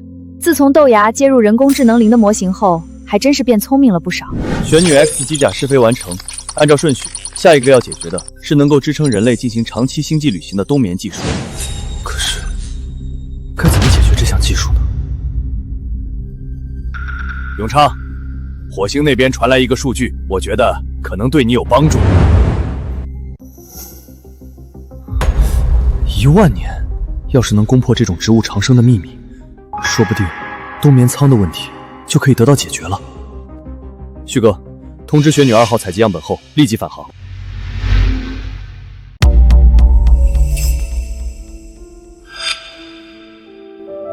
这群该死的骗子！总统阁下，不好了！不就是探路者计划出问题的事儿被夏国知道了吗？大惊小怪。不是，是太阳。根据 GISA 传来的消息，太阳在急速衰老，预计10年内会彻底成为一颗红巨星。本次联合国临时会议是为了应对即将到来的太阳异变，相信各位都听说了吧？各位，人类文明只剩下最后15年时间。一直以来，米利坚致力于为人类寻找出路。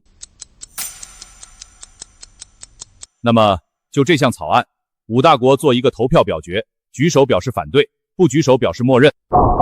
李议员，想要应对这次危机，人类只有联合这一条路，为什么要反对？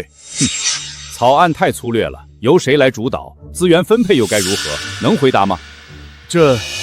这些后面都是可以谈的嘛。各位，我这边也有一份方案。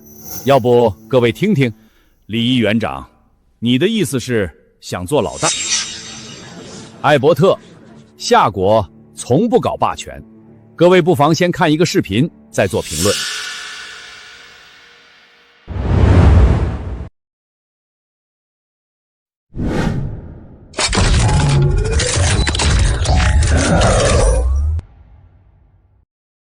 That's crazy。本台消息，为应对太阳危机，由夏国牵头、多国共同参与的蓝星人类联合命运共同体，简称人联，从今日起，夏国开始1级戒备状态。自从夏婉仪他们从火星带来蘑菇样本，生物研究的事准备的怎么样了？生物学家赵教授已经在里面等着咱们了，走。谢天谢地，吕院士，你们总算来了。我们夏国生物研究所已经成功从火星蘑菇里提取出一种蛋白酶，可以让实验体白鼠进行长达100年的睡眠。太好了，这样一来，冬眠舱的制作可以着手准备了。赵院士，终止睡眠的抗体做出来了没？这难题就在这里，我们团队已经使用了大量能使用的方法，但那些小白鼠还是没有苏醒。没有任何办法吗？目前看来，只有慢慢实验，注射不同破解生物酶这一个办法。不过，这可能要花费大量时间。不行，时间不允许我们这么做。那怎么办？或许还有一个办法。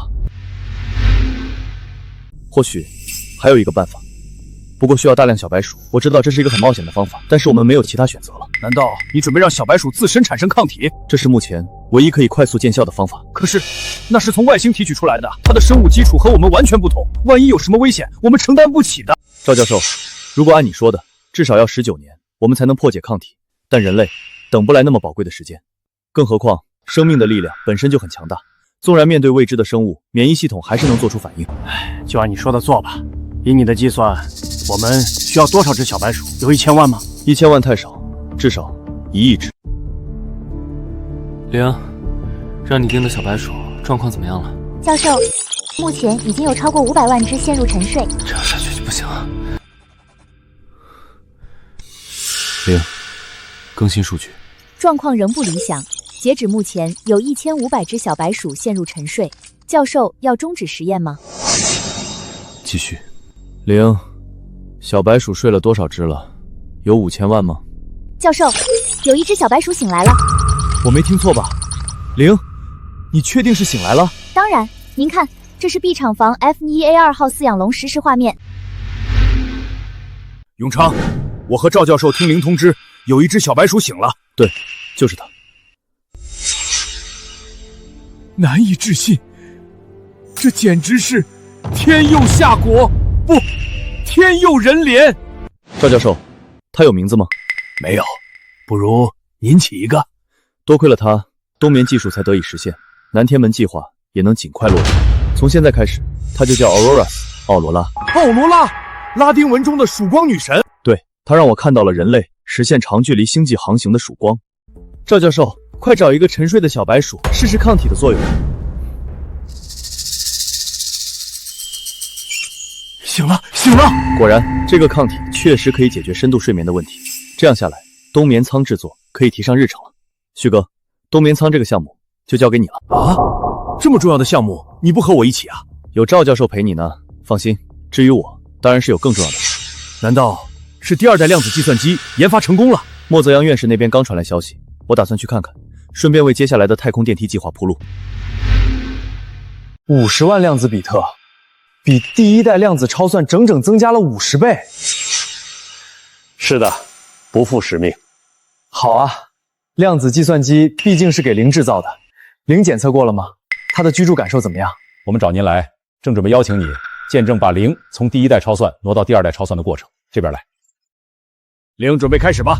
控制信号切断成功，正在转移主程序，主程序转移完成，算法优化中，优化完成。零，你的感受怎么样？零，创造者，我在这儿。你，创造者总是以数据的形态向您交流，实在太不方便。这是拜托莫泽阳院士为我自己创造了机器形象。50万量子比特下的零，控制机器人简直是小菜一碟。不过这样交流也能更顺畅。吕院士，您可别怪我鸡贼啊！我能怎么说？我只是零的创造者，至于他的想法，可管不了啊。好。不过莫教授，下次您得提前和我说一声，这次我真是吃了不小的惊讶。零，挪窝之后，你的居住感受怎么样？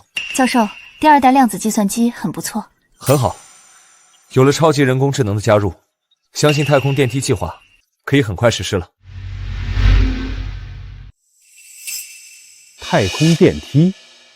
对，科幻电影里那种可以直达宇宙空间的电梯，这玩意儿，咱们有这个技术吗？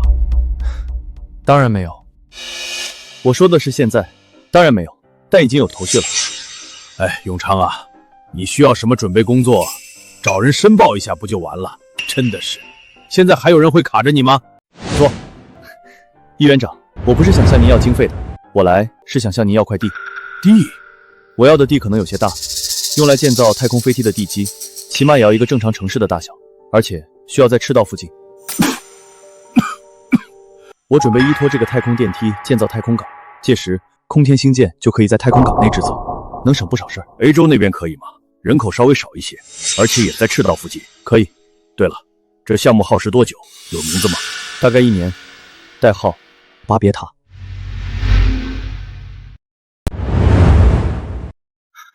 吕教授，您可算来了，我是魏荣，碳纳米研究领域的专家。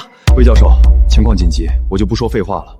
太空电梯项目要实现，最重要的是缆绳材料的问题。您的意思是准备用碳纳米管来制作太空电梯的缆绳？怎么样？有可能实现吗？理论上，碳纳米管的抗拉伸强度达到了200 GPa， 大约是刚才的100倍，的确是太空电梯的理想材料。但是，魏教授，有问题很正常，只要我们把它解决掉就好了。咱们共同攻坚克难，肯定能解决的。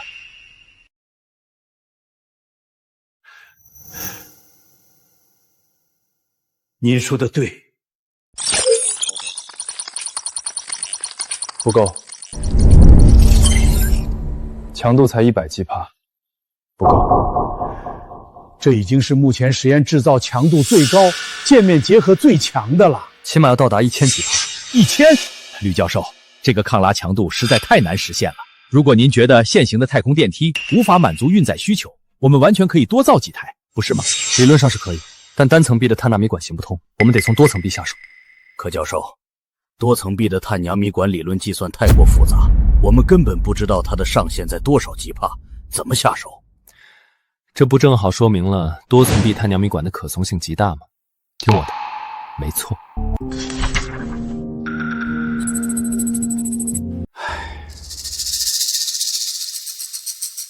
吕教授，怎么了？我们做了80多个样本，没一个超过100 G 帕，方向是不是错了？不会，我的直觉告诉我，方向绝不会错，相信我。好吧，那就再试试。我操！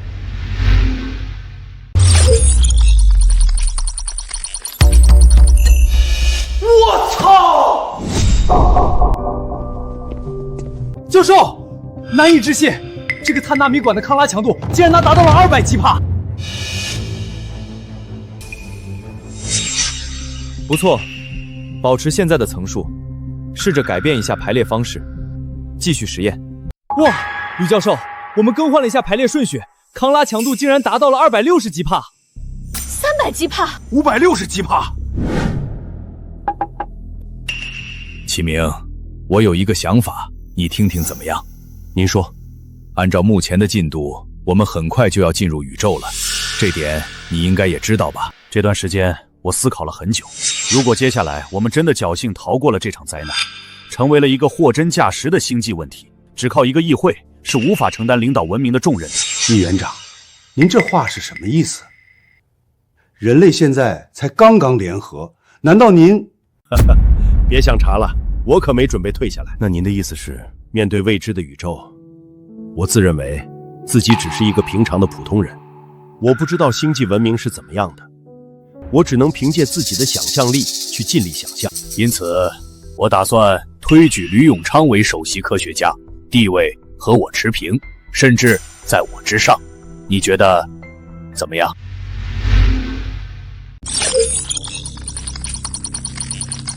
小王，结果出来了吗？马上就好。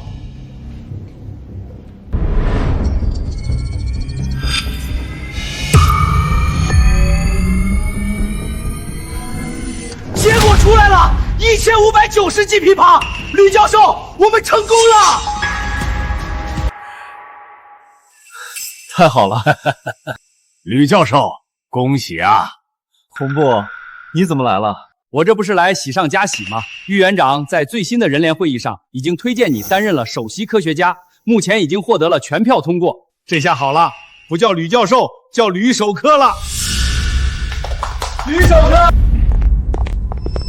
这么快，其他议员能同意？他们不敢不同意，至少目前我们有碾压的实力。所以，我现在要做什么？议员长有什么指示吗？什么都不用做。议员长说，你只要安心发展科技，带着人类逃出去就好。至于未来，你可能还需要操心地外文明的事。对了，议员长还让我问你，如果以后真的遇到了地外文明，我们应该怎么办？如无特殊情况，唯有战争。就没有任何缓和的余地吗？基本不可能。至于原因，首先，文明的第一需要是生存，这点没错吧？没错。其次，一个文明在发展的过程中，需要的资源很多。至少在多元宇宙理论没有确认前，宇宙中的物质核心是保持不变的。所以，再综合一下我前面和你说的，在没有遇到科技发展瓶颈前，文明的发展速度是越来越快的，也就是所谓的技术爆炸。然后，我们再引入一条猜疑链。猜疑链，简单来说，在交流障碍下，我们无法判断对方是善意还是恶意，对方亦然。综合以上所有情况，你觉得两个文明一旦碰面，会发生什么样的战争？真他妈黑呀！行，情况我知道了，这件事儿我会向议员长禀告的。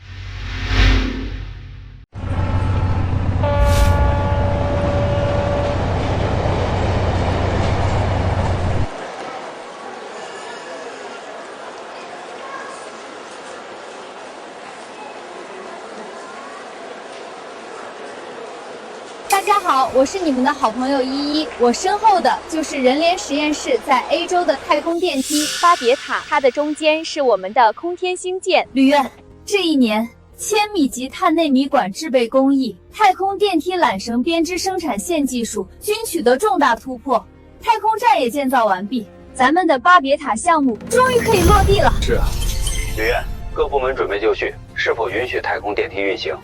允许。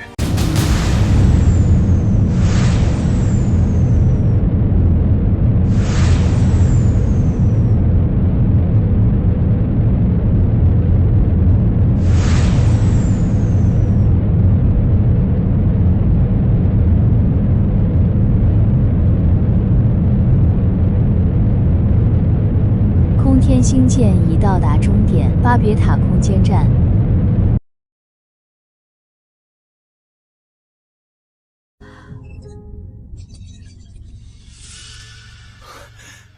成了。那个，我太激动了。没事儿，我也一样。恭喜啊，永昌！听说前几天李议员长在人联会议上亲自推荐你担任首席科学家了。哎，旭哥，你这一年不是在攻研冬眠仓技术吗？怎么有空来我这里了？看你说的，我就不能来看看了？啊，那您随便看。开玩笑的，你啊，我这次来是告诉你，在我和赵教授的共同努力下，太空舱已经制作完毕，就等着你验收呢。真的？快带我去看。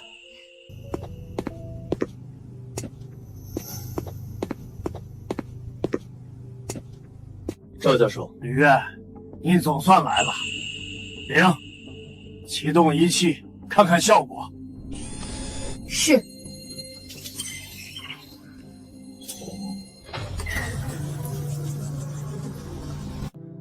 真快啊！天气也更热了。这2年，随着太阳进入衰老期，蓝星平均气温上升了2度，山火、洪灾、冰川融化、海平面上升等自然灾害频出不穷，无数低海拔沿海城市被淹没。至于一些岛国，更是不必多说。灵，计算一下这段时间气温增长的趋势。是创造者。是创造者。根据您的模型预测，接下来3到6个月内，太阳衰老速度将会迅速增大，并于2年后正式步入红巨星阶段。2年后，也就是2034年8月，灵，计算未来1年的蓝星气温变化。预计未来1年，全球平均气温上升20度，部分地区温度将会上升到70度以上。上一世，为了躲避高温，我们选择建造地下城。但这一世，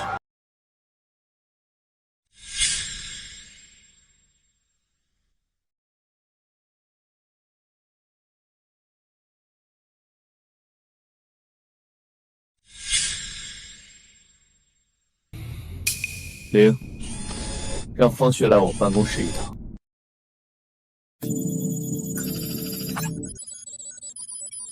你看看，这是接下来3到6个月的温度模拟数据。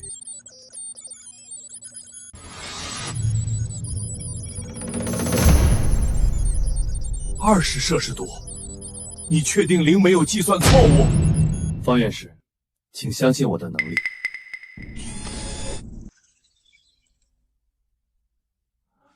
谢谢。永昌，你知道平均温度上升20摄氏度意味着什么吗？我当然知道，海平面大约要上升60米，海国那边估计也快没了。那你喊我过来时，我自己拿捏不准，喊你过来是为了确定一个方案。难道是移民？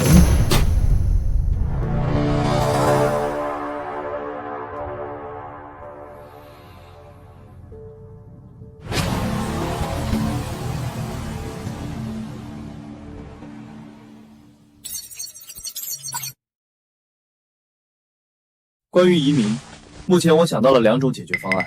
第一种，借助太空电梯和灵，在太空港上建造足以容纳100万人或1000万人的巨型星舰。这不可能！允许100万人或者1000万人生活的星舰，这绝对不是我们目前能拥有的技术。先听我说完，我什么时候要让这些人在里面生活了？那你，我准备借助人工智能和冬眠舱，让50亿人类先沉睡，送往柯伊伯带，太阳系边缘的柯伊伯带。这50亿人相当于比我们提早出发几年。至于50年后怎么办？如果未来50年我们都无法追上他们，那人类也就完了。剩下的5亿人呢？剩下的5亿人作为必须的劳动力和科研人员，我会把他们安排到太空港之中。等到技术成熟，恒星级航行的飞船制造完成，再开始逃离太阳系。那第2种解决方案呢？你先说说看第2种方案。火星移民。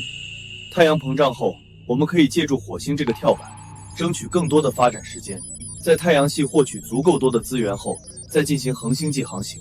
只是，我不确定灵需要多少算力才可以完成这项规模宏大的移民计划，而且物资消耗也是一个大头。为什么不结合一下呢？你的意思是，将50亿人送到科博一带，另外5亿送到火星。我怎么没想到呢？太好了！零，准备，我要以首席科学家的身份对全人类发表讲话。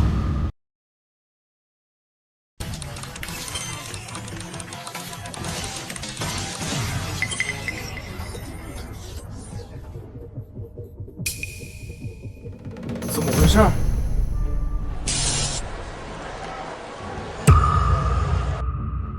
各位人类同胞，你们好，我是首席科学家吕永昌。妈妈是吕教授，我的偶像哎。太阳正在急速衰老，2年后，地表将不再适合人类居住。自太阳出现危机以来，人类文明经历了非常大的变革。人脸从危机中诞生，也将在危机中带我们冲出太阳系。巴别塔是人类第一座太空电梯。除此之外，半年内，我们也将建成另一座太空电梯——建木。届时，将有50亿人进入冬眠舱，在冬眠兴建中开始长达50年的冬眠。逃亡计划中，孩子是第一优先级。孩子代表着未来，但我们必须着眼于现在。我一直有一个梦想，梦想我们可以逃出这场灾难，梦想我们可以找到一个适合生存的星球，梦想以后的人类不会受到外物的掣肘。振作起来吧，各位同胞！人类文明绝不屈服，绝不屈服，绝不屈服！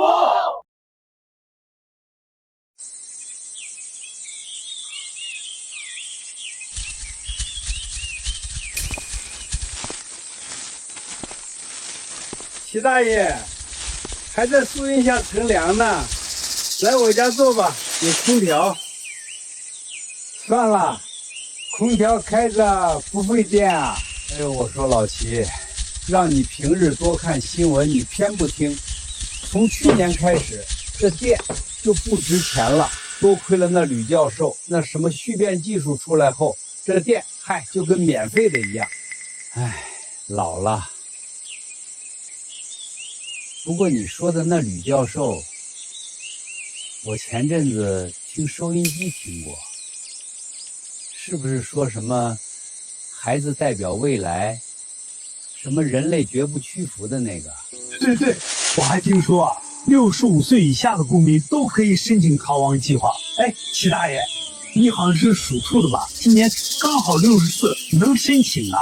哎，算了吧。我没什么五路话，从小到大就生活在这个村里，按照这人死后是要落叶归根的。你呢，老刘？我记得你是属牛的，比我小2岁，也能申请啊。嗨，我肯定也留在这边了。要是没我，你这老骨头能耐得住寂寞？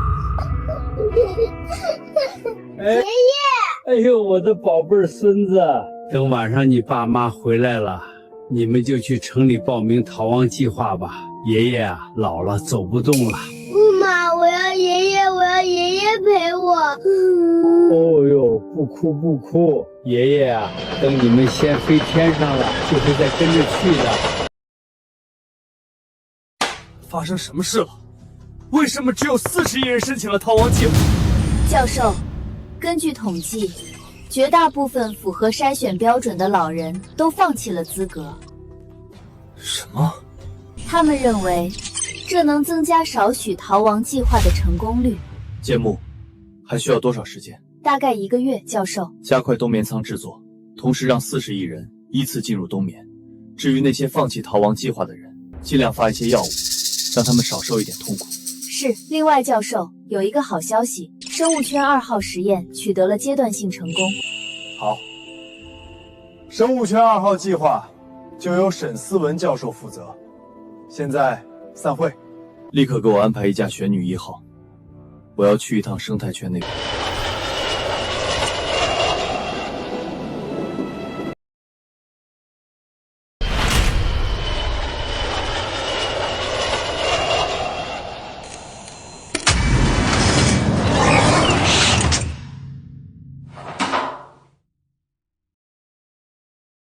吕教授，你好，我是沈思文，欢迎光临生物圈2号。你好，沈教授，介绍一下生物圈2号目前的状况吧。好，您先往这儿看。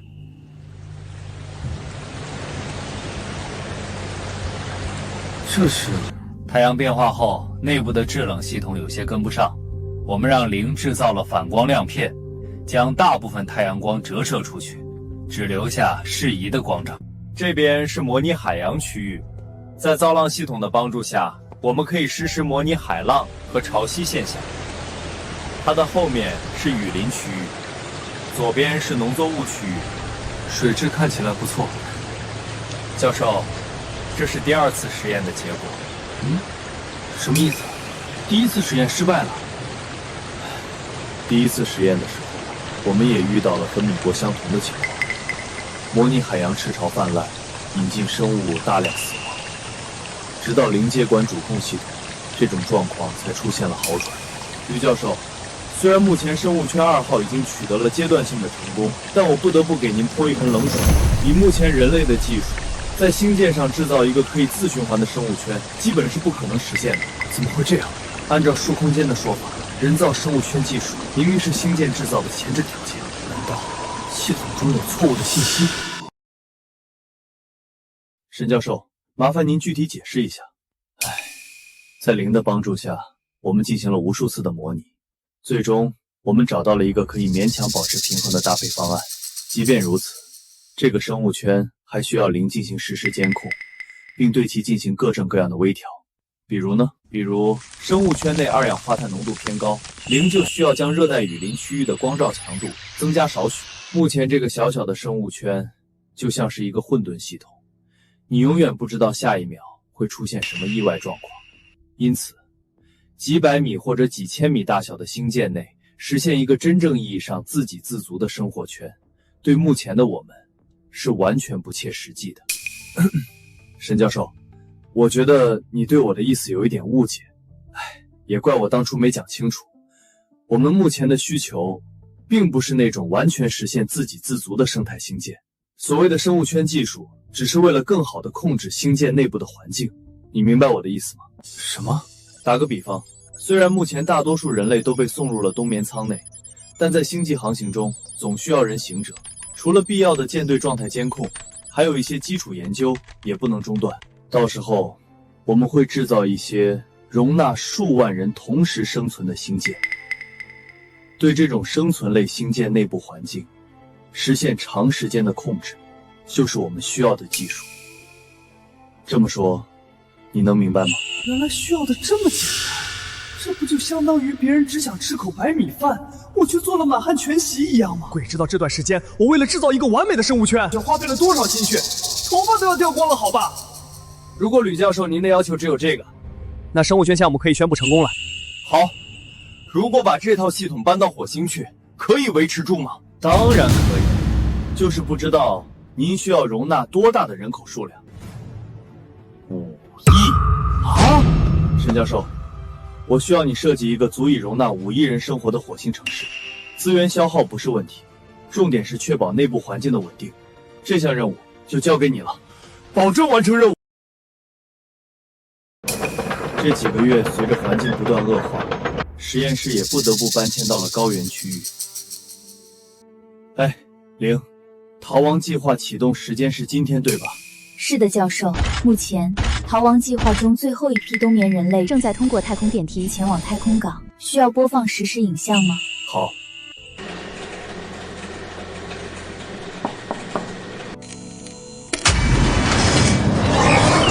教授，易园长来了。易园长，您怎么来了？要是找我，直接通知零就好了。不碍事，你是不知道，最近我的办公桌上一天都看不到几个新文件，心情也好不多。话说回来，永昌，你现在跟雨桐的关系如何？易园长，这都什么时候了，您还有这心思开玩笑呢？易园长，我只是吕教授的助手。好，我这把老骨头就不掺和你们年轻人的事儿了。雨桐，等出了太阳系，你们就是人联的未来，好好努力，争取把吕永昌这小子赶超了。请易园长放心，我会继续努力，直到追上他的脚步。易园长，逃亡计划要开始了。40亿人类已确定进入冬眠舱，360艘空间母舰已经在太空港周围正驶入科博一带。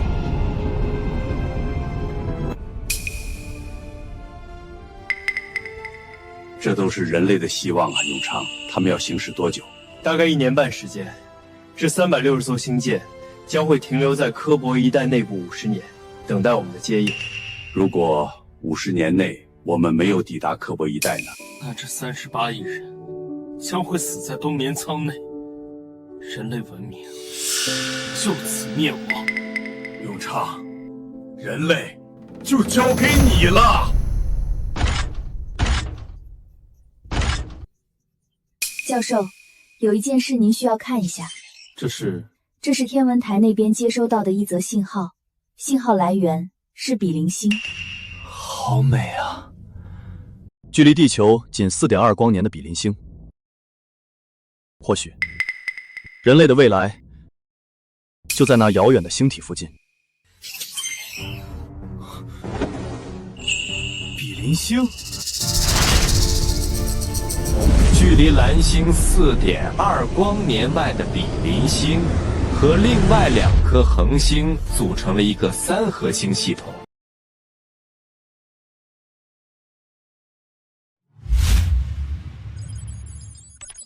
4.2光年外的外星文明，还是个红矮星，有趣。信号已发出。比邻星方向的信号，你确定？是的。刚把38亿人类送出去，那边就传来信号了，立刻通知易园长，召开人联会议。永昌，零汇报的情况属实吗？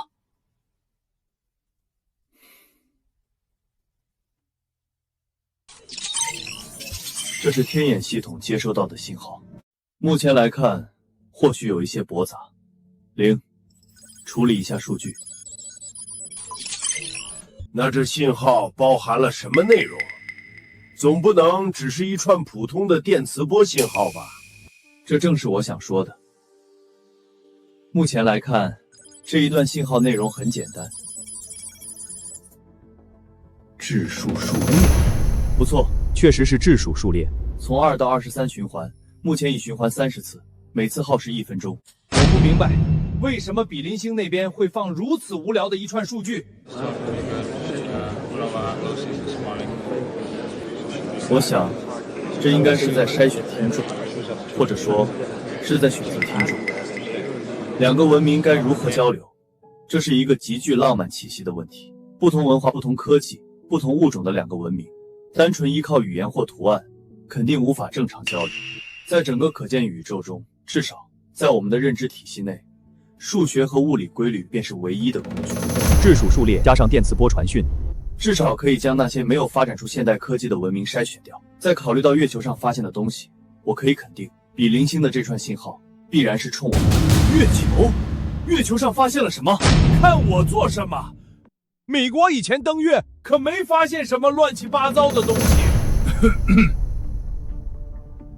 零，将那份档案解锁吧。各位，我解释一下，这是以前夏国第一次登陆月球发现的痕迹。根据推算，这个灼烧痕迹应该来自于更高级的霍尔推进器，而这个不明飞行物的去向正是比邻星。我操！老天爷！他们想干什么？教授，第2段信息传来了。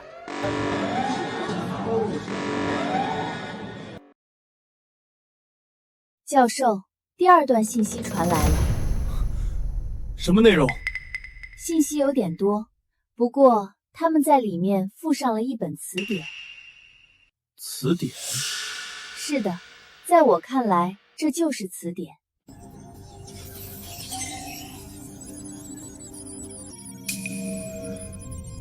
原来如此。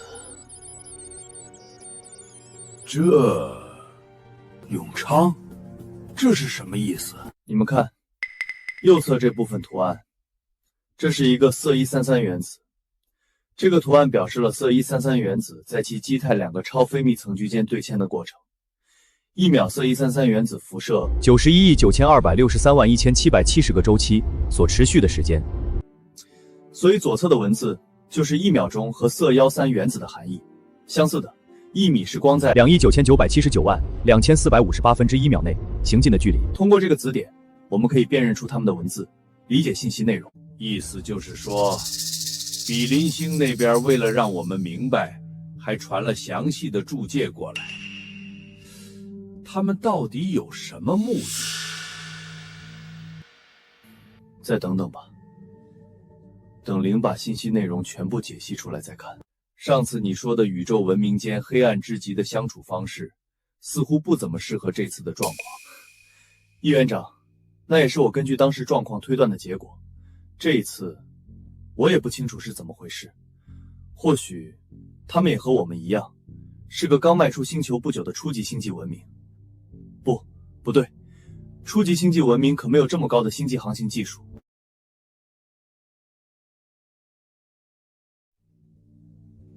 教授，解析结果出来了。教授，解析结果出来了。为了方便理解，我是按照人类的书写方式翻译的。至未知的高等文明，我们是距离你们4.22光年的比邻星文明。在广阔的宇宙中，能遇到一个发展程度相似的高等文明，是一件极其幸运的事。未知的高等文明，不知道你们有没有遇上科技瓶颈？不管有没有遇上，我们都希望与你们建立合作关系，共同解析宇宙中无尽的奥秘，以此来实现文明的高速发展。科技瓶颈，这是什么意思？教授，这是一个全新的词汇。我根据上下文和词典挑选了一个最贴切的翻译，大概意思是，当一个文明发展到一定程度时，会遇上发展瓶颈，科技发展陷入停滞，而遇到科技瓶颈的时间取决于文明的发展潜力，影响因素包括人口数量、科学家比例、对科技发展的重视程度，甚至信念和意志力。永昌，这条信息中还隐藏了什么重要内容吗？易园长，我知道是怎么回事了。如果他们的科技发展陷入了停滞，那他们的行为就说得通了。什么？易园长，您知道黑暗森林法则吗？黑暗森林法则是指宇宙就是一座黑暗森林，每个文明都是带枪的猎人，一旦某个文明被发现，就必然遭到其他文明的打击，是这样吗？对，基于每个文明的进步速度和加速度不一致，一个弱小的文明有可能在短时间内实现技术飞跃，从而超越原本强大的文明。所以，任何文明都不敢轻视潜在的对手。我猜测，他们已经没有技术爆炸这个先决条件了。所以，这就是他们选择和我们交流的原因。他们怎么确保我们是善意的呢？这就说到点子上了。我可以肯定，比邻星那边的文明和我们一样，都是第一次接触外星文明。在宇宙的尺度上，大家都是刚出新手村的新人。那现在我们要做什么呢？回应他们吗？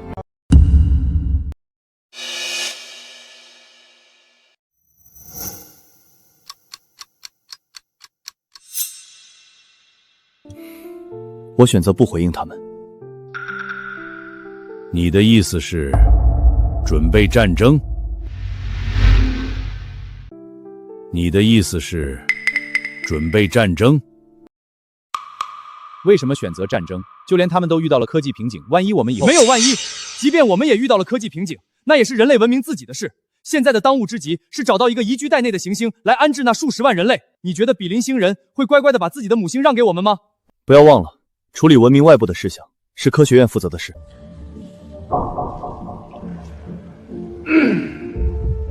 人类已经没有机会去试错了。既然已经确定4.22光年外的比邻星存在，从现在开始，我们便要为战争做好准备。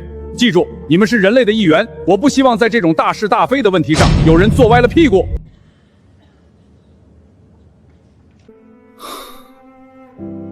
举目皆敌啊！这宇宙真他妈黑。教授，有一个坏消息。怎么了？根据目前的建造进度，矿石资源将在2个星期后彻底耗尽。怎么会？不是有许多机器人在采矿吗？教授，表层容易开采的矿脉基本被开采完了。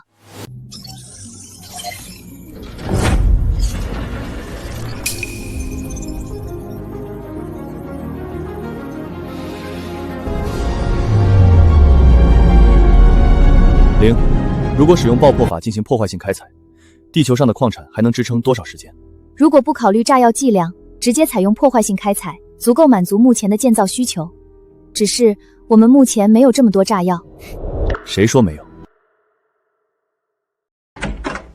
易园长，吕教授来了。永昌，比邻星那边有什么新消息吗？永昌，发生什么了？易园长，我来找您借点东西。借东西？借东西你还关门做什么？说吧，要借什么？核弹，越多越好。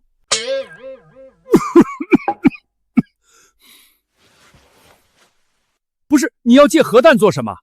这玩意儿可不是闹着玩的。咱们现在应该用不到核弹里那些铀235和铂239吧？采矿。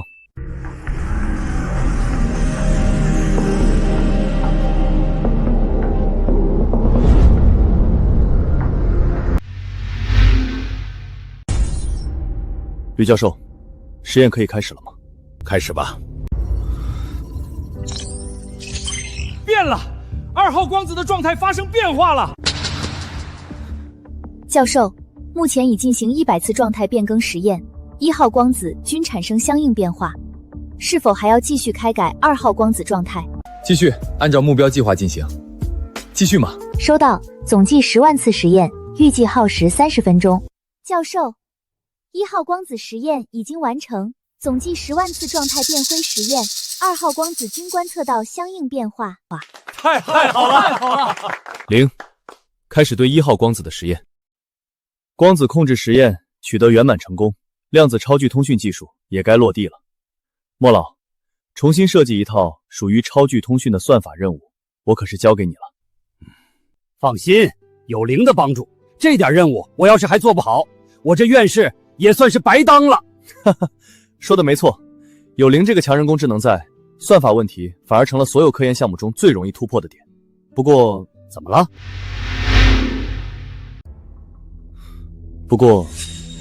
怎么了？实验不是进行得很顺利吗？目前的光子计算机太大了，这严重限制了应用场景，对未来的星际战争恐怕会有比较大影响。哎呀，吕教授，都是小问题，放心吧，我能解决。好，教授，超距通信的算法已经解决了。这次实验的目标对象是在火星的白逸轩等人，如果无误的话，他们会在火星收到咱们的信号。至于信号的内容，我来吧。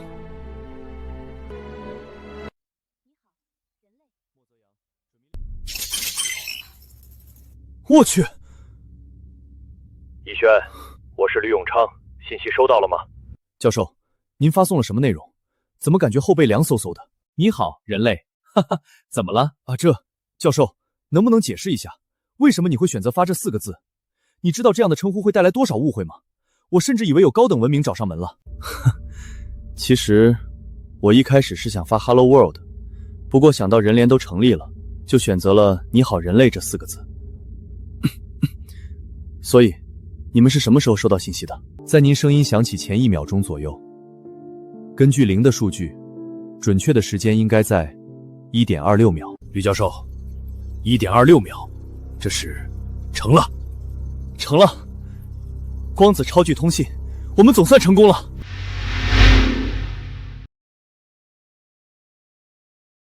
长官，猎户之壁边缘位置发现不明信号。哦，猎户之壁边缘，我没记错的话，前不久在那边应该刚发现一个低级文明吧？他们发送什么了？哼，又是一个刚出母性的虫子。既然如此，执行清扫程序吧。是。等等，我记得不久前好像有一个田园派的7级文明逃到那边去了。根据上面的要求，任何出现在那边的文明都要被清扫。再申请一颗视星器。长官，视星器已进入区域航行。科技发展已停滞100年，唉，如果哪一天比邻星没了，可怎么办？出事了！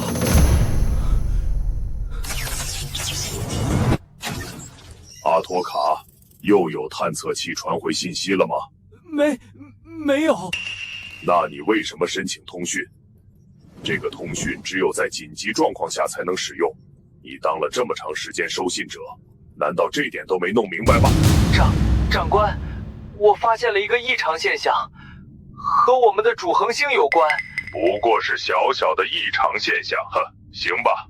过段时间会有专业人员去你那边了解情况。就是你上报的。尊敬的莱尔大人，您别说废话。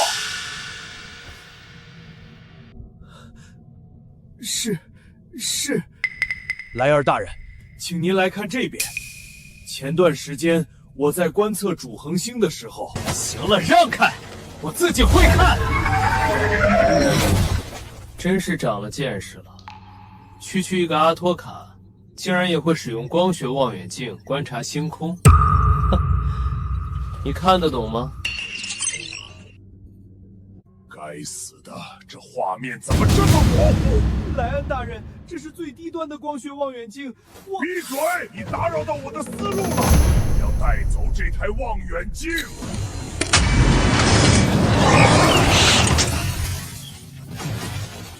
凭什么？我明明是好心为比邻星做事，他们却把我当虫子一样欺负我。好愤怒，好绝望！这是上一次向太阳系发送信息的案件。既然你们这样对我，就别怪不客气了。零，火星城建设的怎么样了？火星城已经进入最后建造阶段，算上前往火星耗费的时间，我们可以准备出发了。好。蓝星现在的气温怎么样了？教授，2个月内地球平均气温将再次上升30摄氏度。综合各种因素，现在是我们前往火星的最佳时间。零，告诉还在蓝星上的所有人，3天后开始撤离。是，教授。比邻星方向再次传来了信号。什么？零？你确定是基因数据？教授，如果他们传过来的字典没有问题，这确实是比邻星人的基因数据。另外，除了基因数据外，还有几句话。什么话？尊敬的太阳系文明，先自我介绍一下，我是比邻星文明中的阿托卡。零，你觉得这份基因数据可信吗？教授，按照那几句话中描述的情况，那位阿托卡确实有动机。他在比邻星文明中应该是最底层的存在。怎么得到这份数据的？教授，信息不足，无法分析。算了，先保存起来，等到了火星再研究真实性。这份数据至少可以让我们对4.22光年外的世界有基础了解。人口下降、阶级分化、思想固化，看来这些都是导致科技瓶颈的原因。这件事需要告诉李议员吗？需要。永昌，这比邻星文明到底是什么意思？说实话，我也被他们的操作整得有些头晕。不过，借助这个信息，我们至少可以确定一点：什么？不必思考他们对我们的态度了。我们和他们势必会发生一场战争。尊敬的瑞克斯大人，就在刚刚，该死的阿托卡把我们比邻星人的基因信息给了一个不知名的蓝星。怎么会这样？你知道这意味着什么吗？这意味着我们这个种族被扒光了，放在太阳系文明的解剖层谈台上。确实，我们不能将种族的命运交给别人手里，必须主动和他们发起战争。